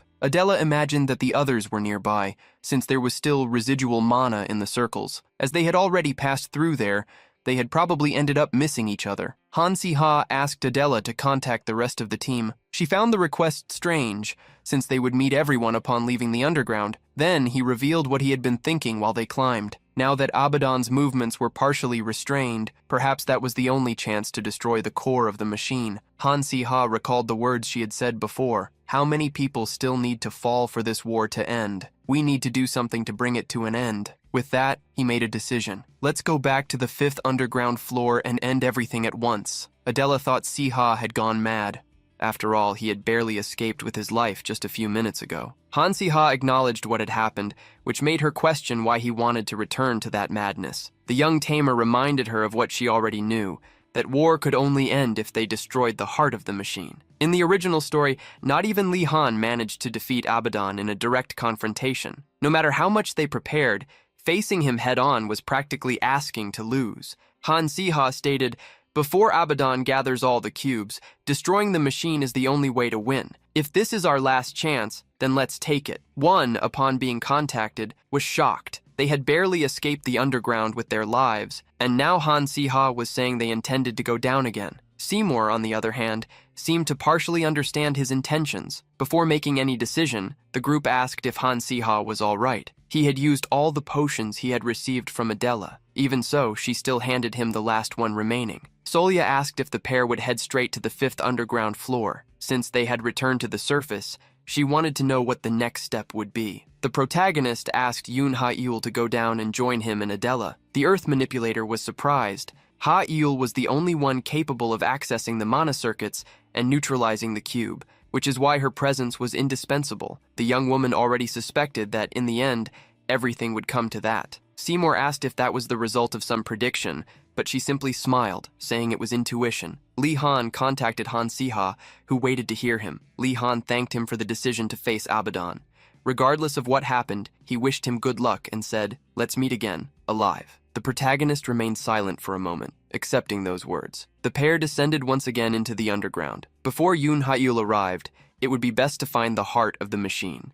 The atmosphere felt different. Even without Abaddon's presence, there was something oppressive in the air. Suddenly, Adela noticed someone approaching. To her surprise, it was investigator Han Si-hyuk. As Adela asked what was going on, the protagonist realized that something was wrong. His appearance was impeccable, exactly as Han Si-hyuk was remembered. Posture, gaze, everything seemed perfect. Even so, there was something deeply unsettling. Han Si-hyuk greeted them with a strange voice. Thinking about it, it was always like this. You are skilled at escaping like a rat, always coming back as if you wanted to show off. Why? Even causing trouble. Everything was forgiven because of the Kastika name? It's a shame that this kind of tolerance was never applied to someone like me. Adela asked why he was like that. After all, they were on the same side. It was she who had given them the map. Han Si-ha stepped in front of her, protecting her. We should not get closer. This is not the Han Si-hyuk we know. Faced with the situation, he believed that the investigator was being controlled. Han Si-hyuk brought his hand inside his suit as he said,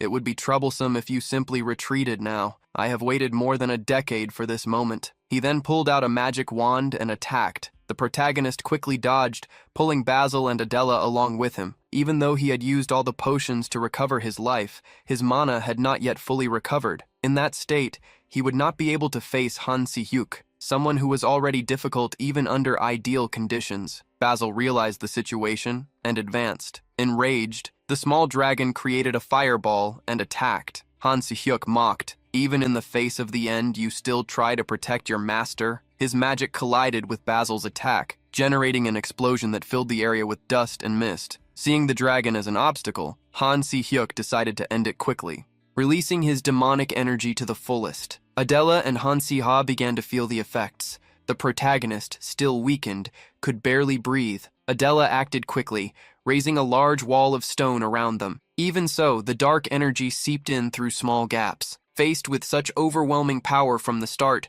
Han Si-ha saw no way they could resist. He kept thinking, until he remembered something. A meeting with his brother 2 years ago. On that occasion, Han Si-hyuk had told him, "Don't be careless. Don't leave openings. I usually attack with my left hand. If you fight me, aim for it. I am strong in long battles. The longer it lasts, the worse it will be for you. If you are going to pressure me, do it from the beginning. And if your life is at risk, fight with everything you have, from the start." Han Si-ha took the sword that was with Adela. Even reluctant, she handed it over. Being a prophet, Han Si-hyuk had foreseen that day and left clues so that he could face his own version controlled by Abaddon. Even being an exceptional master, Han Si-ha had never expected to receive a lesson like that. He called Basil, stating that they would have only one chance. He ordered the dragon to bite Han Si-hyuk's left arm. Basil flapped his wings and advanced quickly, carrying out the order by sinking his teeth into the enemy's left arm. In that confrontation between Han Si-hyuk and Han Si-ha, a single question echoed.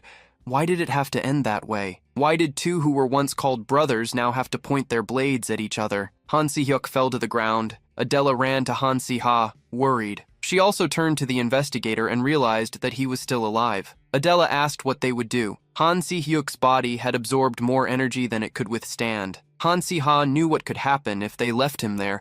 He would certainly attack them again. That was the chance to eliminate him, but there was hesitation in his heart. Suddenly, Han Si-hyuk's hand moved slightly. A dark energy surged toward Han Si-ha. The investigator stood up. "You were foolish, Han Si-ha. I told you not to hesitate." Instinctively, the protagonist realized, those eyes filled with sadness, and that hollow voice. Han Si-hyuk had regained consciousness. He pushed away the dark energy and asked if he was all right. Han Si-hyuk told him not to lower his guard. He was still under control. The more sanity he lost, the stronger he would become. That was why he begged Han Si-ha not to hesitate again. There would come a moment when he would not be able to defeat him. Then, he asked his brother to kill him before it was too late. Gripping the sword, the protagonist let out a brief, bitter laugh. As a teacher, what kind of request is this to make of a student? Even in the face of the plea, he refused. "This is absurd. Do you think I'm going to attack you just because you asked? If you wanted this end, you should have gone to an isolated place and done it yourself." Han Si-hyuk revealed that he had already tried. Countless times. Hundreds, thousands of attempts. But with Abaddon's energy in his body, he remained alive against his own will. He then declared to his brother he would rather disappear than become a monster. The demonic energy surrounding his body grew even denser. He lowered himself, letting the wand fall, and held Han Si-ha's hand, the one gripping the sword. "We do not share the same blood, and yet you still hesitate." And then he pulled the blade against his own body. The strike was delivered. Amid Han Si-ha's screams, he fell. With the pain, Han Si-hyuk's mind seemed to become clearer. Abaddon's control, which dominated his body, began to fade along with his life. On one side, he saw Adela, on the verge of tears, and the small red dragon, motionless, with a silent and heavy gaze. On the other, there was Han Si-ha looking at him, expressionless. In that moment, everything finally seemed to make sense. Everyone seemed to mourn for him. And because of that, Han Si-hyuk felt gratitude. He had always believed that no one would care about his departure.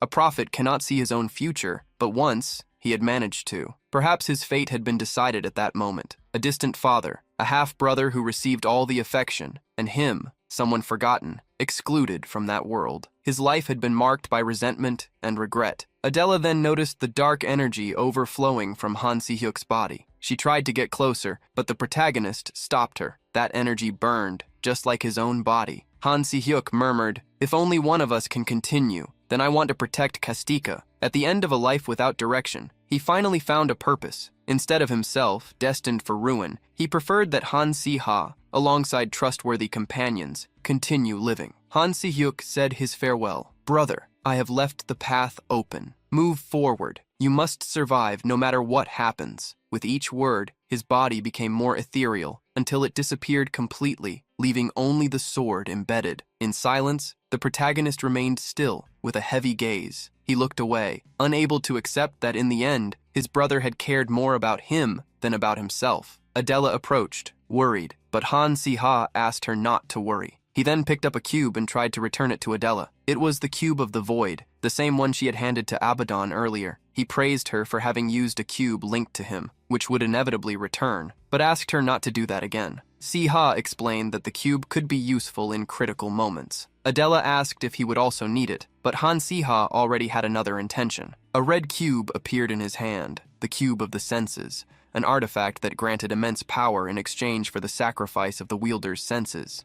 Adela became worried, but the protagonist had already understood. Without sacrifices, there would be no victory. Adela did not want Han Si-ha to do that. It was madness. He himself had said to never use the cube. You said you could go blind, lose your hearing, or even both. Han Si-ha knew exactly what she was talking about, as he had seen in the original story what happened to Li Han when he used the cube. In that account, Li Han lost his vision. There was no guarantee that Han Si-ha would not meet the same fate. The first time he held the cube, he thought Li Han's choice had been senseless, and yet he was about to do the same. Before him, a tornado of fire appeared. Adela was forced to step back. Han Si-ha began to test his senses. He could clearly hear Adela's voice. He could smell the earth, but there was something strange. Suddenly, Adela grabbed him. "Are you okay?" Surprised, the protagonist confirmed. His voice was still steady. However, he felt his body too light, as if he were floating in the void, as if gravity had disappeared.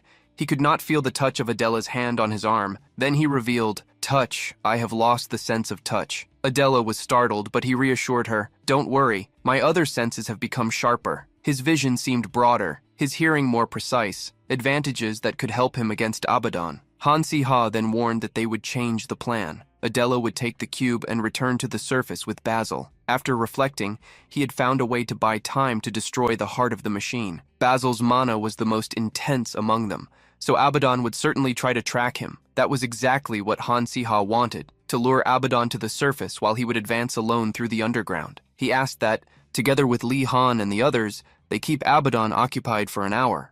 Adela thought about arguing since Han Si-ha always took everything on himself, but that was not the moment to argue. Holding Basil and climbing the stairs, she made only one request: come back alive. Basil also showed concern, calling out to Si-ha softly. The protagonist, however, insisted that he go with Adela and conveyed through thought, "You are my greatest strength. Go and fight alongside them." Sometime later, Yoon Ha-eul finally arrived at the 5th underground level. Upon seeing Han Si-ha, she ran to hug him. She was relieved. Before, she had pretended to be calm in front of the others to maintain morale, but now she could express what she felt. When he was taken, she thought she would never see him again. "Don't disappear again. Do you know how worried I was?" Han Si-ha apologized and stepped back slightly. Ha-eul noticed the bloodstains on his body, but he tried to reassure her, saying they were not serious. She, however, did not believe him. She realized that he was truly injured and that he felt no pain. That could only mean one thing: he had used the cube.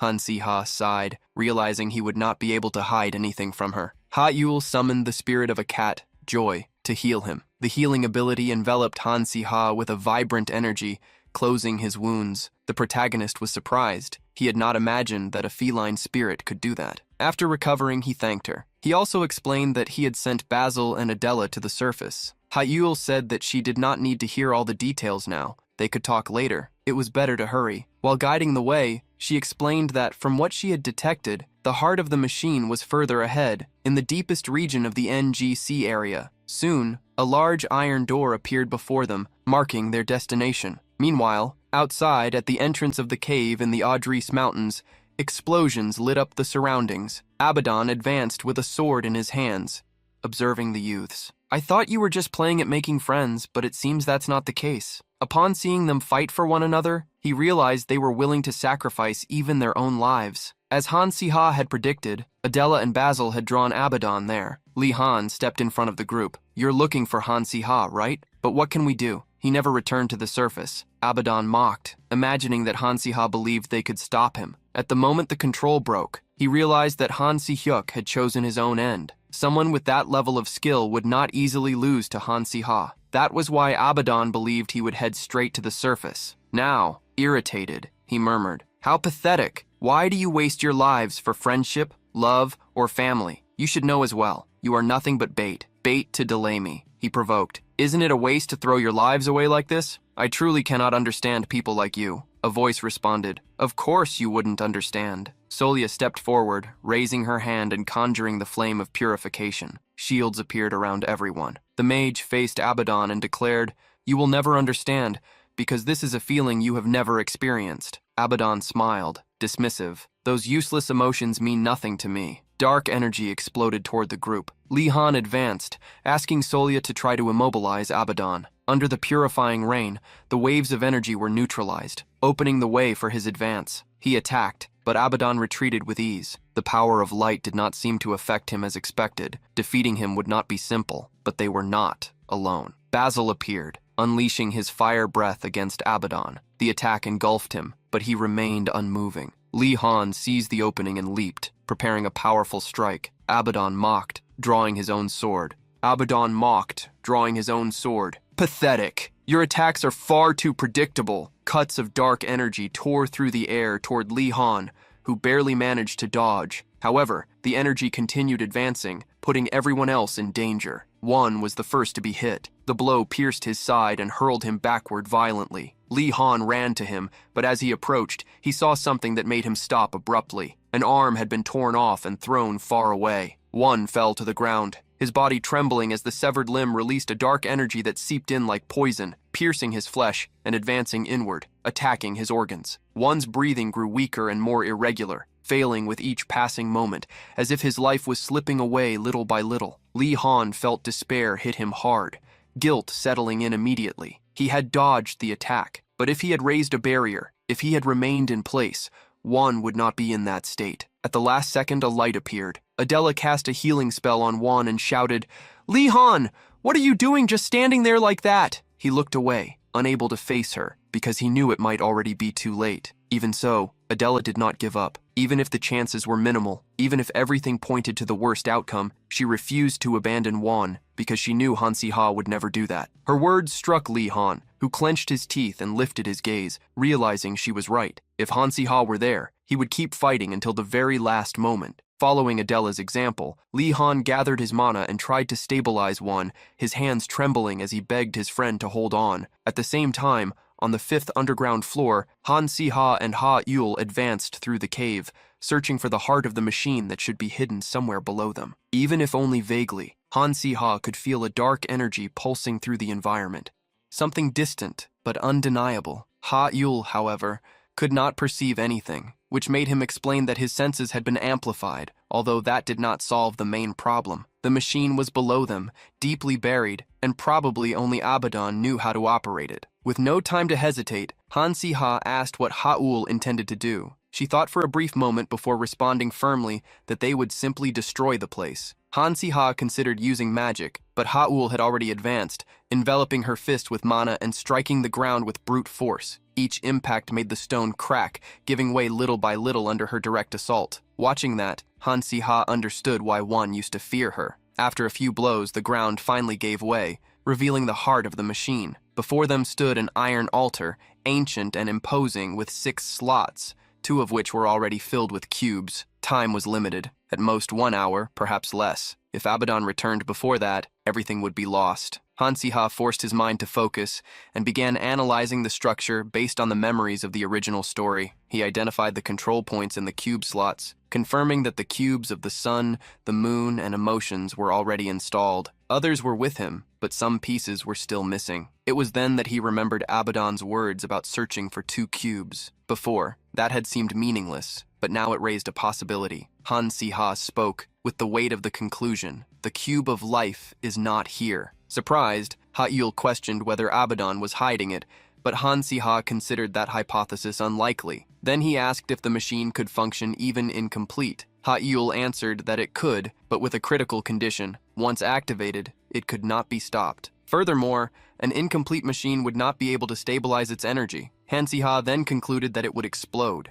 When questioned about the scale of it, he replied that the explosion would be strong enough to destroy the Adris Mountains and eliminate everything around them. Faced with that possibility, it became clear that not even Abaddon would risk activating it while incomplete. Returning to the focus, Ha-ul explained that they had 2 options: break the connection between the cubes or disrupt the mana circuits. The second option was extremely difficult, so they decided to remove the cubes. However, when she tried to get closer, Ha-ul was repelled by an invisible force. Time was running out, and she then said firmly, "You need to stop him from getting close. Understand?" Han-si-ha nodded without hesitation. "I will stop him, even if it costs me everything." Years earlier, in the academy library, Han-si-ha had asked Wan why he tried so hard. Wan was not the most talented, nor the strongest, and he knew that better than anyone. Even so, he kept going. He replied that, even being inferior to the others, he wanted to help, because when he was with them, he felt like he could do anything. He also said that, especially by Han-si-ha's side, he believed that even the impossible could be achieved. When asked if he would regret it, one gave an answer that ended up being lost over time. Now his consciousness was slowly returning. He was leaning against a tree, already at night, his body heavy and almost without strength. Li Han was in front of him, desperate, saying that he would be fine and that he didn't need to speak. Even so, one asked about the others. Adela approached and explained that they were still fighting Abaddon,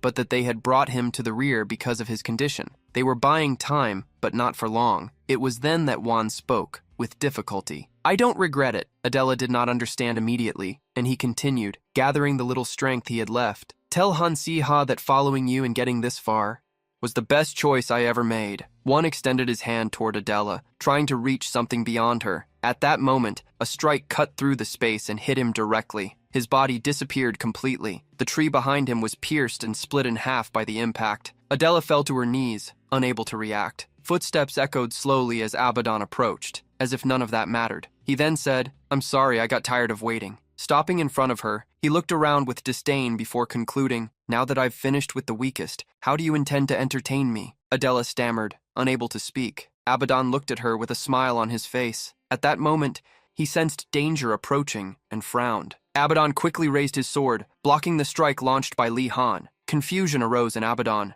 That young man had dodged his magic and still displayed great power and combat skills. Having thought that Han-si-ha was the only one worth observing among the academy cadets, he finally realized there was another. Even so, Abaddon treated him like a mere fly. With a sword strike, he threw Li Han backward, while at the same time launching a dark energy spell to pierce him. Li Han's back hit a tree, the powerful energy pressing him against it. He fell to the ground, coughing heavily. Seeing the young man on his knees, trying to get up, Abaddon grew curious. "Are you going to keep trying?" Li Han leaned on his sword. He knew he could not give up yet. Yun Ha-ul, or Han-si-ha, had not contacted them yet. It was necessary to buy more time somehow, or what happened to Wan would happen again. Abaddon walked toward Li Han, wanting to ask him something. "Do you really think you can win this war?" He told him to look around. Everyone was down. That was the result of the choices they had made.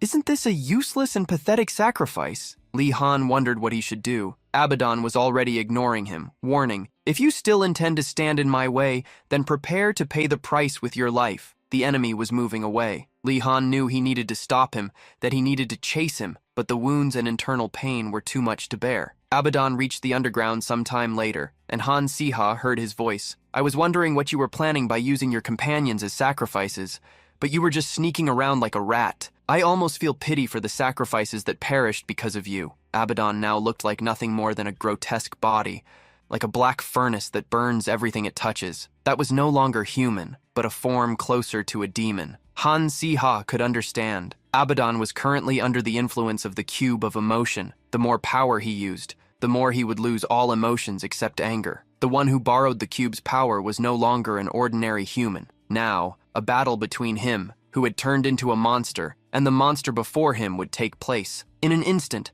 Abaddon's spells began to fall upon Han Siha. His shield blocked them, but they were so powerful that he could barely breathe. It was possible to feel Abaddon's malice when he broke his barriers and grabbed Han Siha by the neck. Abaddon's dark magic was something he was still far from reaching. Abaddon praised him for managing to endure for so long and discovered that he had also used the cube of the senses. If you used the cube that I stole, it means that it is linked to your body, doesn't it? Abaddon's gaze revealed the desire he felt to obtain the cube, while Han Siha's showed frustration and irritation at having been discovered. Abaddon revealed how he had always wondered how the cube disappeared. He never taramei.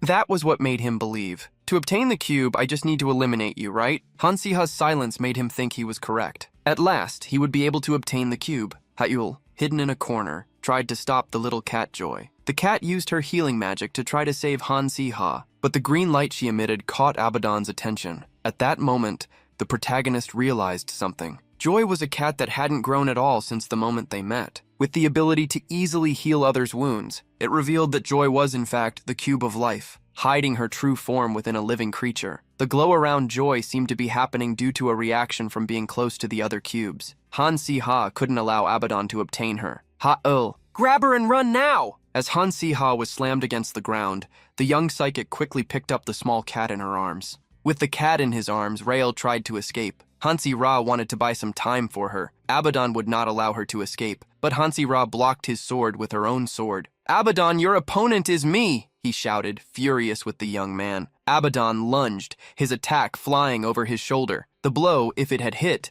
could have eliminated him instantly. He used the cube of senses. He realized that this was not an ordinary sword. It was dark energy in the form of a sword. Using the least amount of mana, SCI created barriers to deflect the energy. Having his attack blocked, Abaddon warned, "If you think that barrier can hold, I am disappointed." The sword in Abaddon's hand transformed into a spear. He taunted, "Let's see if the barrier will hold now." Hansi Ra was shocked to see the dark energy change shape freely. Abaddon was confident of victory. "Fighting a monster, you are doomed to lose due to your pathetic sympathy." The protagonist realized that just as Abaddon controlled Hans, Ryuk must have seen the moment he sacrificed himself. The moment Hans Ra hesitated to eliminate him, he would not hesitate now. "Do not worry, there is no reason to hesitate in eliminating a monster like you. For the people who suffered, I will eradicate you from this world." Hansi Ra raised his energy to the maximum. He faced Abaddon's dark power. Abaddon's demonic energy burned everything it touched. The protagonist remembered that it was so painful that giving up would be better. Unfortunately, he could not feel that pain now. He lost such ability to the cube of senses. Even if his body fell, even if a fatal blow struck him, he would not feel it. Abaddon paused his attack. He praised Hansi Ra for maintaining a calm expression after so many attacks. "You used the cube of senses. It seems you are also a monster now." With courage in his eyes, Hansi Ra declared that he had done everything. He advanced once more against Abaddon. He wielded his sword for the people he should protect. The Dark Commander laughed. From the clash of sword and spear, he conjured a cannon of dark energy. Taking advantage of the openings Hansi Ra displayed, the protagonist was thrown against a wall. Internal wounds spread. It was obvious now that Abaddon was growing stronger. Amid the fight, Hansi Ra reached a point where he might not be able to defeat him. The protagonist fell to the ground. His sword landed far from him. His body trembled. When he suddenly awakened, having been unconscious for so long, he looked around desperately. He wondered if Yun Rael had managed to escape. Hansi Ra heard Abaddon's voice. Abaddon had captured Yun Rael. He kept her inside a dark energy capsule. Abaddon was direct with his words. "What will happen to her is due to your arrogant belief that you could buy time fighting me. You still can't break free from your habit of misjudging things because of emotion. From the beginning, the Machine Heart Project, prepared by us dark mages, was never something punks like you could handle." Rensira couldn't disagree with Abaddon. He could never understand something like that. This was the climax of a story that even Lihun couldn't surpass. So, what was there to say, with such an uneven balance of power leading to this ending? What kind of situation was this for an ordinary person just living his life? With such questions in mind, Hansi Ra could only blame the god who brought him to this world, someone who should hate him, despise him. Placing the cube of life in the machine's space, Abaddon revealed he had also managed to obtain the cube. It was connected to Hansi Ra while he was unconscious. In front of the cubes in the machine, Hansi Ra realized he had faced a complete defeat. He tried to rise, but it was very difficult. From the circle where the 5 cubes were placed, dark energy formed a portal. Now that Hansi Ha had lost the power of the sense cube, he felt the pain hit him once again. It was so intense that it made him tremble. He wouldn't last much longer. It was already impressive that he had fought for so long in such a situation. Abaddon raised his arms, laughing. Now that the cubes had been placed in the heart of the machine, a new world would open for us. Dark mages. Falling to the ground, Rael shed tears of fear. He warned Siha about what would happen if Abaddon was right. The protagonist reassured her, stating that they had not lost yet. Hansi Ha suddenly called out to Abaddon and warned him, "There is a mistake you made. You would never be able to complete the machine by using all your strength just to stay alive." Hansi Ha did not want to perish alone. Upon hearing him, Abaddon believed he was just talking nonsense. However, Hansi Ha contradicted his thoughts. "Weren't we just trying to destroy the cubes an hour ago? The button you pressed could blow up the entire cave. We unlocked the circuit that contained a code." Upon hearing that everything would collapse, Abaddon desperately cursed them. This was the last resort Rael wanted to avoid. But, since they had come this far, it would be necessary to use it. The heart of the machine went into overclock. A red energy filled the entire room. With a smile on his face, Hansi Ha said goodbye to the damned Abaddon. "Congratulations, today is your end." Everything exploded underground. Fire and chaos reached the surface, protected by a magical barrier. Lihan, Adela, and the small dragon Basil watched everything go up in the air. If Basil hadn't placed that barrier beforehand, everyone there would perish with the explosion's power. Pepper, however, knew what had happened. Lying on the ground with his frail body, he looked towards the horizon, saddened for himself. His eyes, however, widened. A dragon could sense even without seeing its master. When the bond between them was completely broken, even returning to a puppy state, it acted spoiled. Despite being as large as a door, its master had calmly accepted it, as always. However, this master would never return. Before the 3 of them, the mountain where the Dark Wizard's hideout was located split in half. Lihan approached the broken mountain. The entrance had vanished, leaving no traces behind. With such an explosion, the cave should have been completely devastated. Not just Abaddon, who had gone to retrieve the core of the cubes. No one else should have survived. Lihan looked back and saw her crying desperately. Hansi Ha had promised her he would return alive, but he only brought despair. "Where are you? What were you doing? Why aren't you coming back to us?" The underground cave, where the heart of the machine lay, had not been completely swallowed by the collapse. Abaddon's body was on the stones. Far from him was Ranshira, beside Yahello. The young woman felt her consciousness fading away. Soon she would join Hansi Ra on the other side. At that moment, the small cat from the life cube approached, her voice weak. "Thank you, Joy, for staying by my side until the end." And she finally freed her, with a faint smile. "We finally ended the war. Do you remember my reaction when you tried to recruit me? I actually tried to refuse. I saw that you would be by my side when my end came, having seen in the prophecy that such a moment would happen." And Rael smiled. "I thought something bad would happen, but in the end it's sad. So sad. It's cold and frightening. It hurts. But it's not bad because you are by my side. I don't feel alone. Thank you very much." Reaching out to touch Hansi Ha's hand, Yunher accepted her fate. Dawn broke on the surface.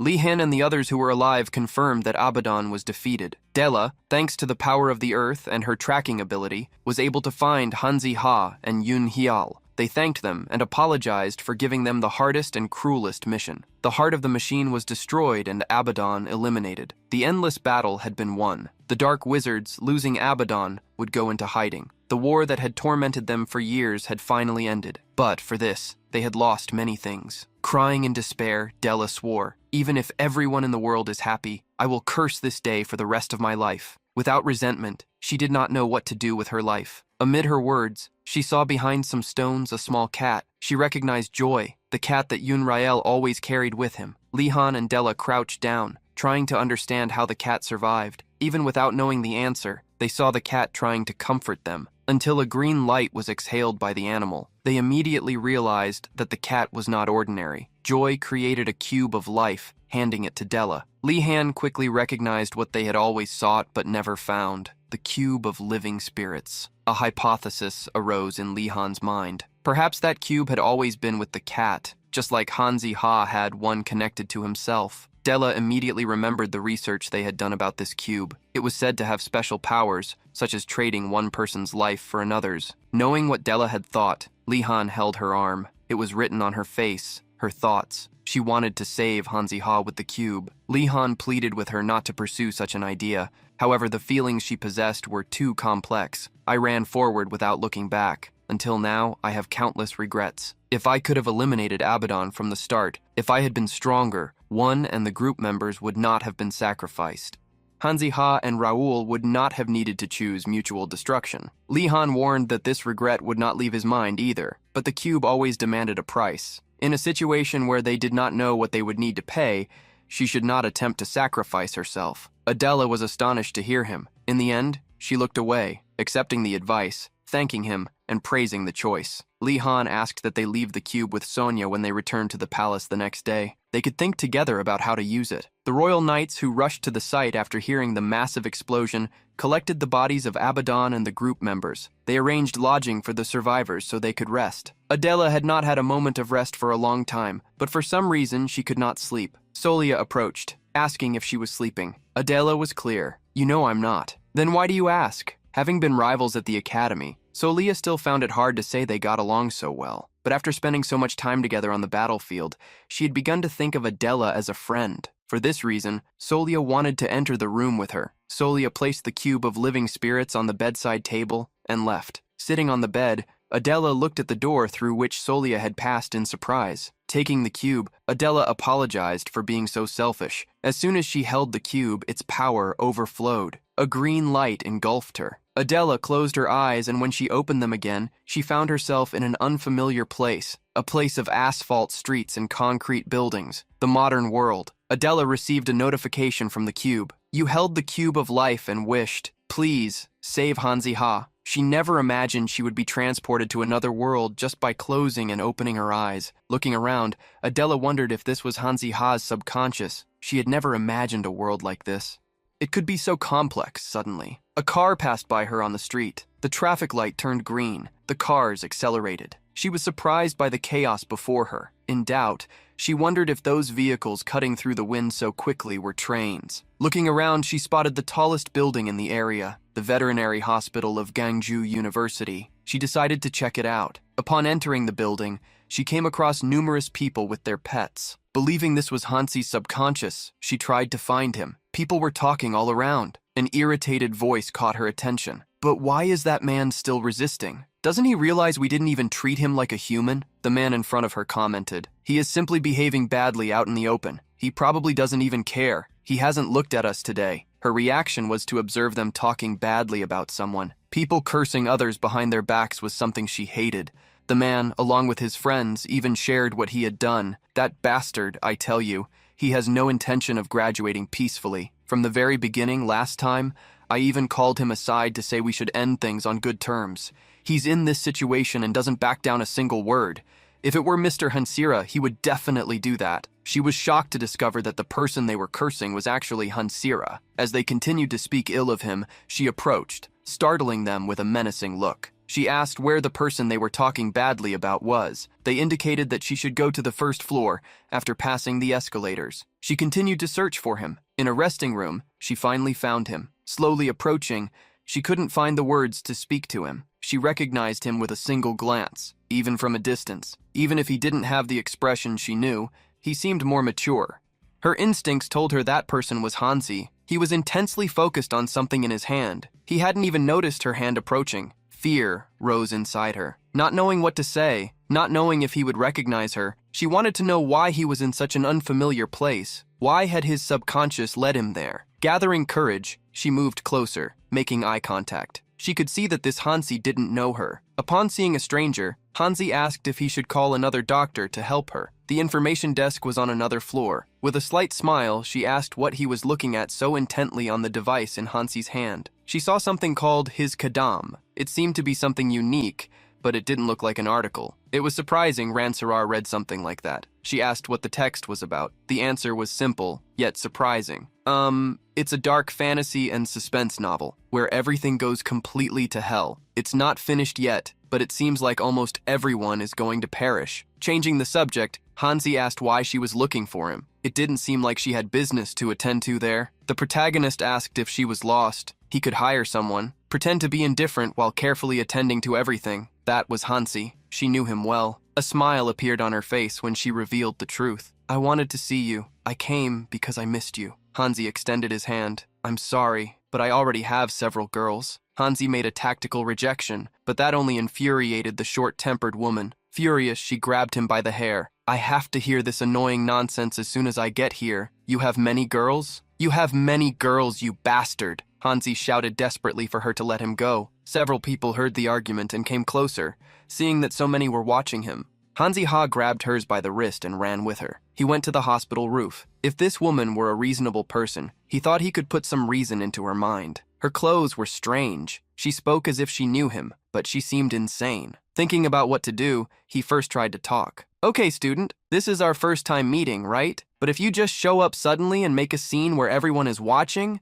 have you thought that my reputation could hit rock bottom? Hers crossed her arms, claiming she heard he was already at rock bottom. There's a reputation to ruin. Surprised, Hansi asked who she learned to act like that from. She blamed him. Hansi still couldn't understand how she spoke so comfortably, as if they had been friends for years. In silence, Hanshira observed her and saw, unexpectedly, her crying. For hers, Hanshira's way of speaking and voice were similar to those she knew, but he clearly looked different. The fact that he was alive and they were arguing so casually gave her an incredible feeling. Still, this situation made her feel an internal pain. It was good to see Hansi angry. No matter what he said, seeing him alive made her forgive everything. At that moment, outside the building, at the spot where hers came into this world, the energy of the cube of life rose towards the sky. The cube of life always demanded a price. If saving someone's life required another person's life, if she could see Hansi one last time, she would do so without regrets. Approaching her beloved, she preferred to say, Hansi it's great to see you once again. However, there was no way for them to return together. Hers pushed him off the building towards the energy of the cube. With tears in her eyes, she wished, have a good life after a nightmare. Hansi woke up. He got up, still with a headache.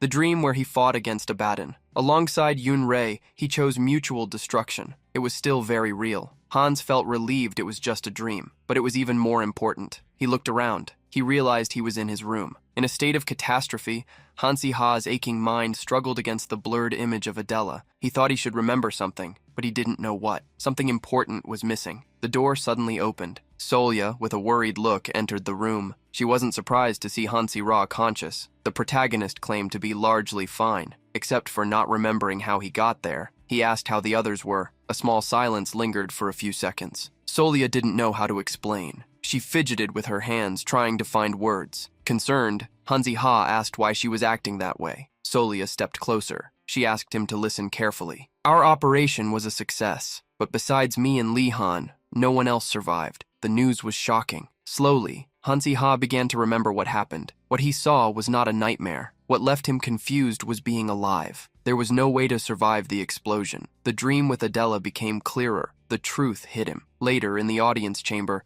Emperor Marcel was looking at the sunset through the window. He waited for his guest. The war had ended. After his mother, the former empress, was attacked, he inherited the throne without the normal procedures. He would be remembered as the king who led the empire to victory in the greatest of crises, and for good reason. After Abaddon was destroyed and the Dark Wizard's lair dismantled, those wizards lost their leader. The Organization of Darkness was disbanded. The cubes, a troublesome source of power, were destroyed. The wizards would be unable to act for some time. The war, which dragged on for years, ended simply with the defeat of the enemy leader.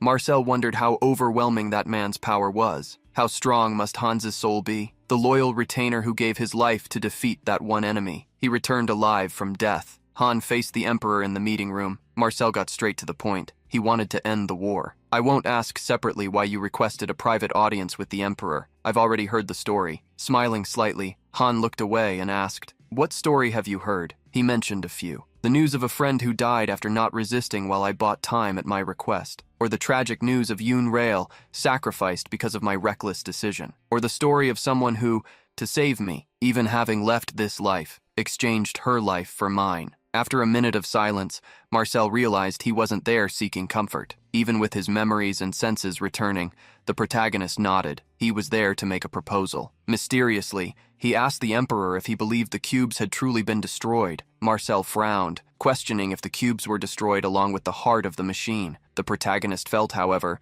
that as far as they knew, he revealed that he and Yoon Rail, who were more familiar with the machine's core, successfully removed the cube of the sun and moon as a test. As a small bet, they inserted a false cube into the device created by Abaddon. The protagonist took out a red cube. The machine exploded because it lacked all the installed cubes. The real cube was kept by him in his subspace bag, a perfect place to protect physical items from any impact. Surprised, the Emperor asked why he was revealing this now, with that cube, now that Abaddon was no longer alive. Han thought Ra could possess immense power and authority. The protagonist revealed he was giving the Emperor a chance. From now on, to revive my friends, I will use this cube. The ability of the Sun and Moon cube was to go back in time. What kind of empire would emerge when he returned to the past and rewrote history? Whether the future would be better or worse than now, no one would know. The empire had finally become peaceful. It found itself in a promising situation. It only needed to heal from the wounds of war. However,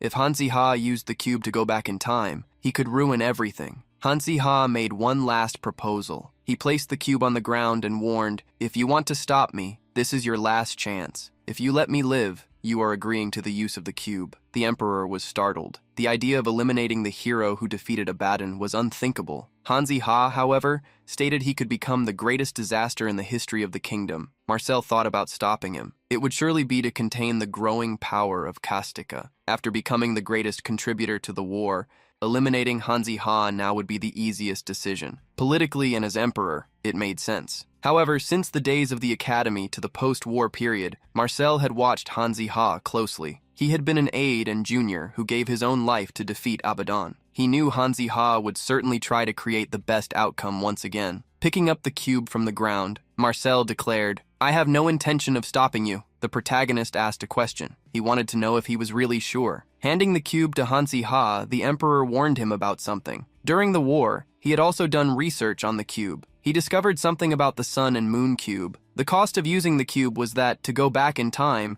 he would need to spend 10,000 times the desired period in a void, alone. Marcel obtained this information from the Dark Wizards, so it was highly reliable. To go back 15 days in time, for the day of the fight against Abaddon, he would need to spend approximately 411 years alone. As a price, Marcel asked if he could last that long. The protagonist nodded. He also prepared to endure the loneliness and emptiness. "Then I am prepared too." Marcel handed over the cube and agreed with him. He urged him to go quickly before he changed his mind. The protagonist thanked Marcel and used the power of the cube. In the next moment, he found himself in a maze of white walls and gray floors. Even after walking for a long time, the protagonist found nothing but solitude. Instead of walking forever, he thought about trying to do something. First, he attempted to summon the subspace backpack. Unexpectedly, it actually worked. A backpack appeared in his hands. Thinking of going further, Hansi Ha used the summoning of the items linked to his body. The cubes, the red cube and the yellow cube, appeared in his hand. The cube of the sun and the moon, and the cube of the senses, respectively. Hansi Ha was surprised to see the second one, as it had disappeared with the explosion. Thinking that the place he was in was beyond any explanation, Hansi Ha suddenly heard the groan of an animal. Recognizing that sound, he looked back, incredulous at the possibility of this really happening. Breaking through a wall, Basie appeared trapped among the rubble. No matter how absurd this place was, Hanshira could not understand how Basie was in the empty space. Hanshira realized what was happening because of the mental attack magic from the boss of the Phantom Forest dungeon. When he was trapped in a similar empty space, something similar had happened. Taming was a magic that connected heart and mind between a wizard and a monster. Basil was linked to Hanshira through taming, so wherever Hanshira was, Basil would also be. Basil forced his way through the walls of the empty space. He jumped into the arms of Hanshira, reuniting with him for the first time. Since the big incident, this was not a good place for them to be together. Not with Hansi Ha there. The little dragon ran up to him. He was smiling radiantly. It looked like he was overflowing with happiness. Alongside his guilt, Hansi Ra felt intense relief too. He leaned his face against Hansi Ha's and thanked him for staying until the end. Placing a lantern on the ground through summoning magic, Hansi Ha felt relieved that simple magic worked in that place. As always, he kept various survival items in his subspace backpack. At least he wouldn't get bored. Several books were spread around him. Soon he realized that boredom would be a serious problem. He felt like he would go insane if he didn't start doing something. Just like Emperor Marcel had said, his mind would be crushed. The protagonist quickly formulated a plan. First, he could spend the first 10 years studying magic and battle tactics. In the following 10 years, he might work on his body to become ridiculously strong. In the next 10 years, he thought about practicing his culinary skills. As far as he knew, it was possible to survive in the void without eating. Still, it would be good to practice something. Having planned the first 30 years, he couldn't think of anything for the following years. Hansi Ha remembered that he would have to spend 400 years in that place. That was unimaginably long, especially in a hospital's white room. It was so different from a normal world. Still, Basil could keep him company. Basil pointed to a wooden scarecrow. He called Hansi Ra to train together. It had been a long time since they did that. So Hansi Ha easily accepted. The little dragon jumped back and forth, using his fire breath. Hansi Ha grabbed his sword. Together, 30 years passed in the empty space. During that time, Hansi Ha managed to become ridiculously smart and strong. Hansi Ha was even a wizard who cooked perfectly. He managed to learn a lot in those 30 years in the empty space. He did not age or get hurt. Naturally, he would live forever. There, things like food ingredients, parts, and materials could be restored infinitely if he wanted. It was like having his own infinite storage. So, Hansi Ha could try to do all kinds of things. One example of what he could do was a clock tower made with mana circuits. Originally, it was something he would have left for Yunrael or Natali to do. But with so much free time, he somehow also became a brilliant inventor. Anyway, he could barely measure the passage of time. Only 30 years had passed. The theoretical books he stored in subspace for academic studies helped him a lot. He spent his time usefully, from herbology to astrology and fencing, not only in various fields of white magic, but he also became well-versed in black magic. Using all this knowledge together, Hansi Ha constantly tried to find loopholes in that space and escape, but he always failed, finding no cracks. Seker managed to leave scratches on the walls. Hansi Ha's mind began to wander until he heard a voice urging him. He pushed his thoughts aside, imagining that if he tried for another 30 years, maybe he would find something. Focusing on what was in front of him, Hansi Ha moved the chess piece, passing the turn to Beziel. After all these years, Beziel evolved again, now managing to transform into human form. A small young man with reddish-orange hair found a gap in Hansi Ra's move. After practicing for decades, now in polymorph form, he defeated Hansi Ra in chess for the first time. Carelessly played, Hansi Ha stared at the pieces, trying to figure out if Beziel had cheated. Beziel strongly denied it, although he was lying. Hansi Ha listened, sweating, and discovered the truth. This little dragon seems to be getting out of control. The protagonist suddenly looked at the clock. He realized how time was passing. He stood up and made another mark on one of the walls. There were already dozens, hundreds, or perhaps thousands of marks showing the passage of days. He called Basil to take a break. After that, 50, 100, 200 years passed. Even Hansi Ha lost count. Before he knew it, he had become an expert in every field. If the professors at the academy heard him now, they might become the students. One day, upon waking up, Hansi Ha wondered what was the point of becoming an expert in everything. There was nowhere to use his skills, without dying, without aging. He also could not collapse. His body regenerated infinitely. At some point, Hansi Ha started to question if he was still human. Over time, counting the years lost its meaning. Even the memories he had became foggy. Lying with Basil on the floor, Hansi Ha casually asked something he remembered. A long time ago, there was a madman who wanted to conquer the world with cubes. Did you know? Basil became interested in the story, closing his eyes. Hanshira revealed that they had fought together against this man. However, Hanshira could hardly recall his name. Maybe it was Evadam or something like that. Basil grew curious about what Hanshira thought. He asked with concern whether it was the name of the academy where you studied, the territory we live in, or Pitreya. Don't you remember any of them? Also, the protagonist smiled in a self-deprecating way. Basil, don't ask meaningless questions. How could I remember? Hundreds of years had already passed. However, among all the clouded fragments of memory, there were still things that never faded from Hansi Ha's mind. Adela, Yun, Hale, Hansi, Ryuk, and Won. The memories of these people who lost their lives because of him never disappeared. The protagonist stood up. To bring them back to life, He had to endure this hellish eternity. That had been the promise that Hansi and Raph made. However, nearly going mad, the protagonist wondered how much longer he could last amidst his doubts. A surge of energy emerged from the starting point of that white void. The protagonist felt a gentle breeze. Something was different from the usual in that space. When he looked back, he came face to face with a portal. The day he had been waiting for had finally arrived.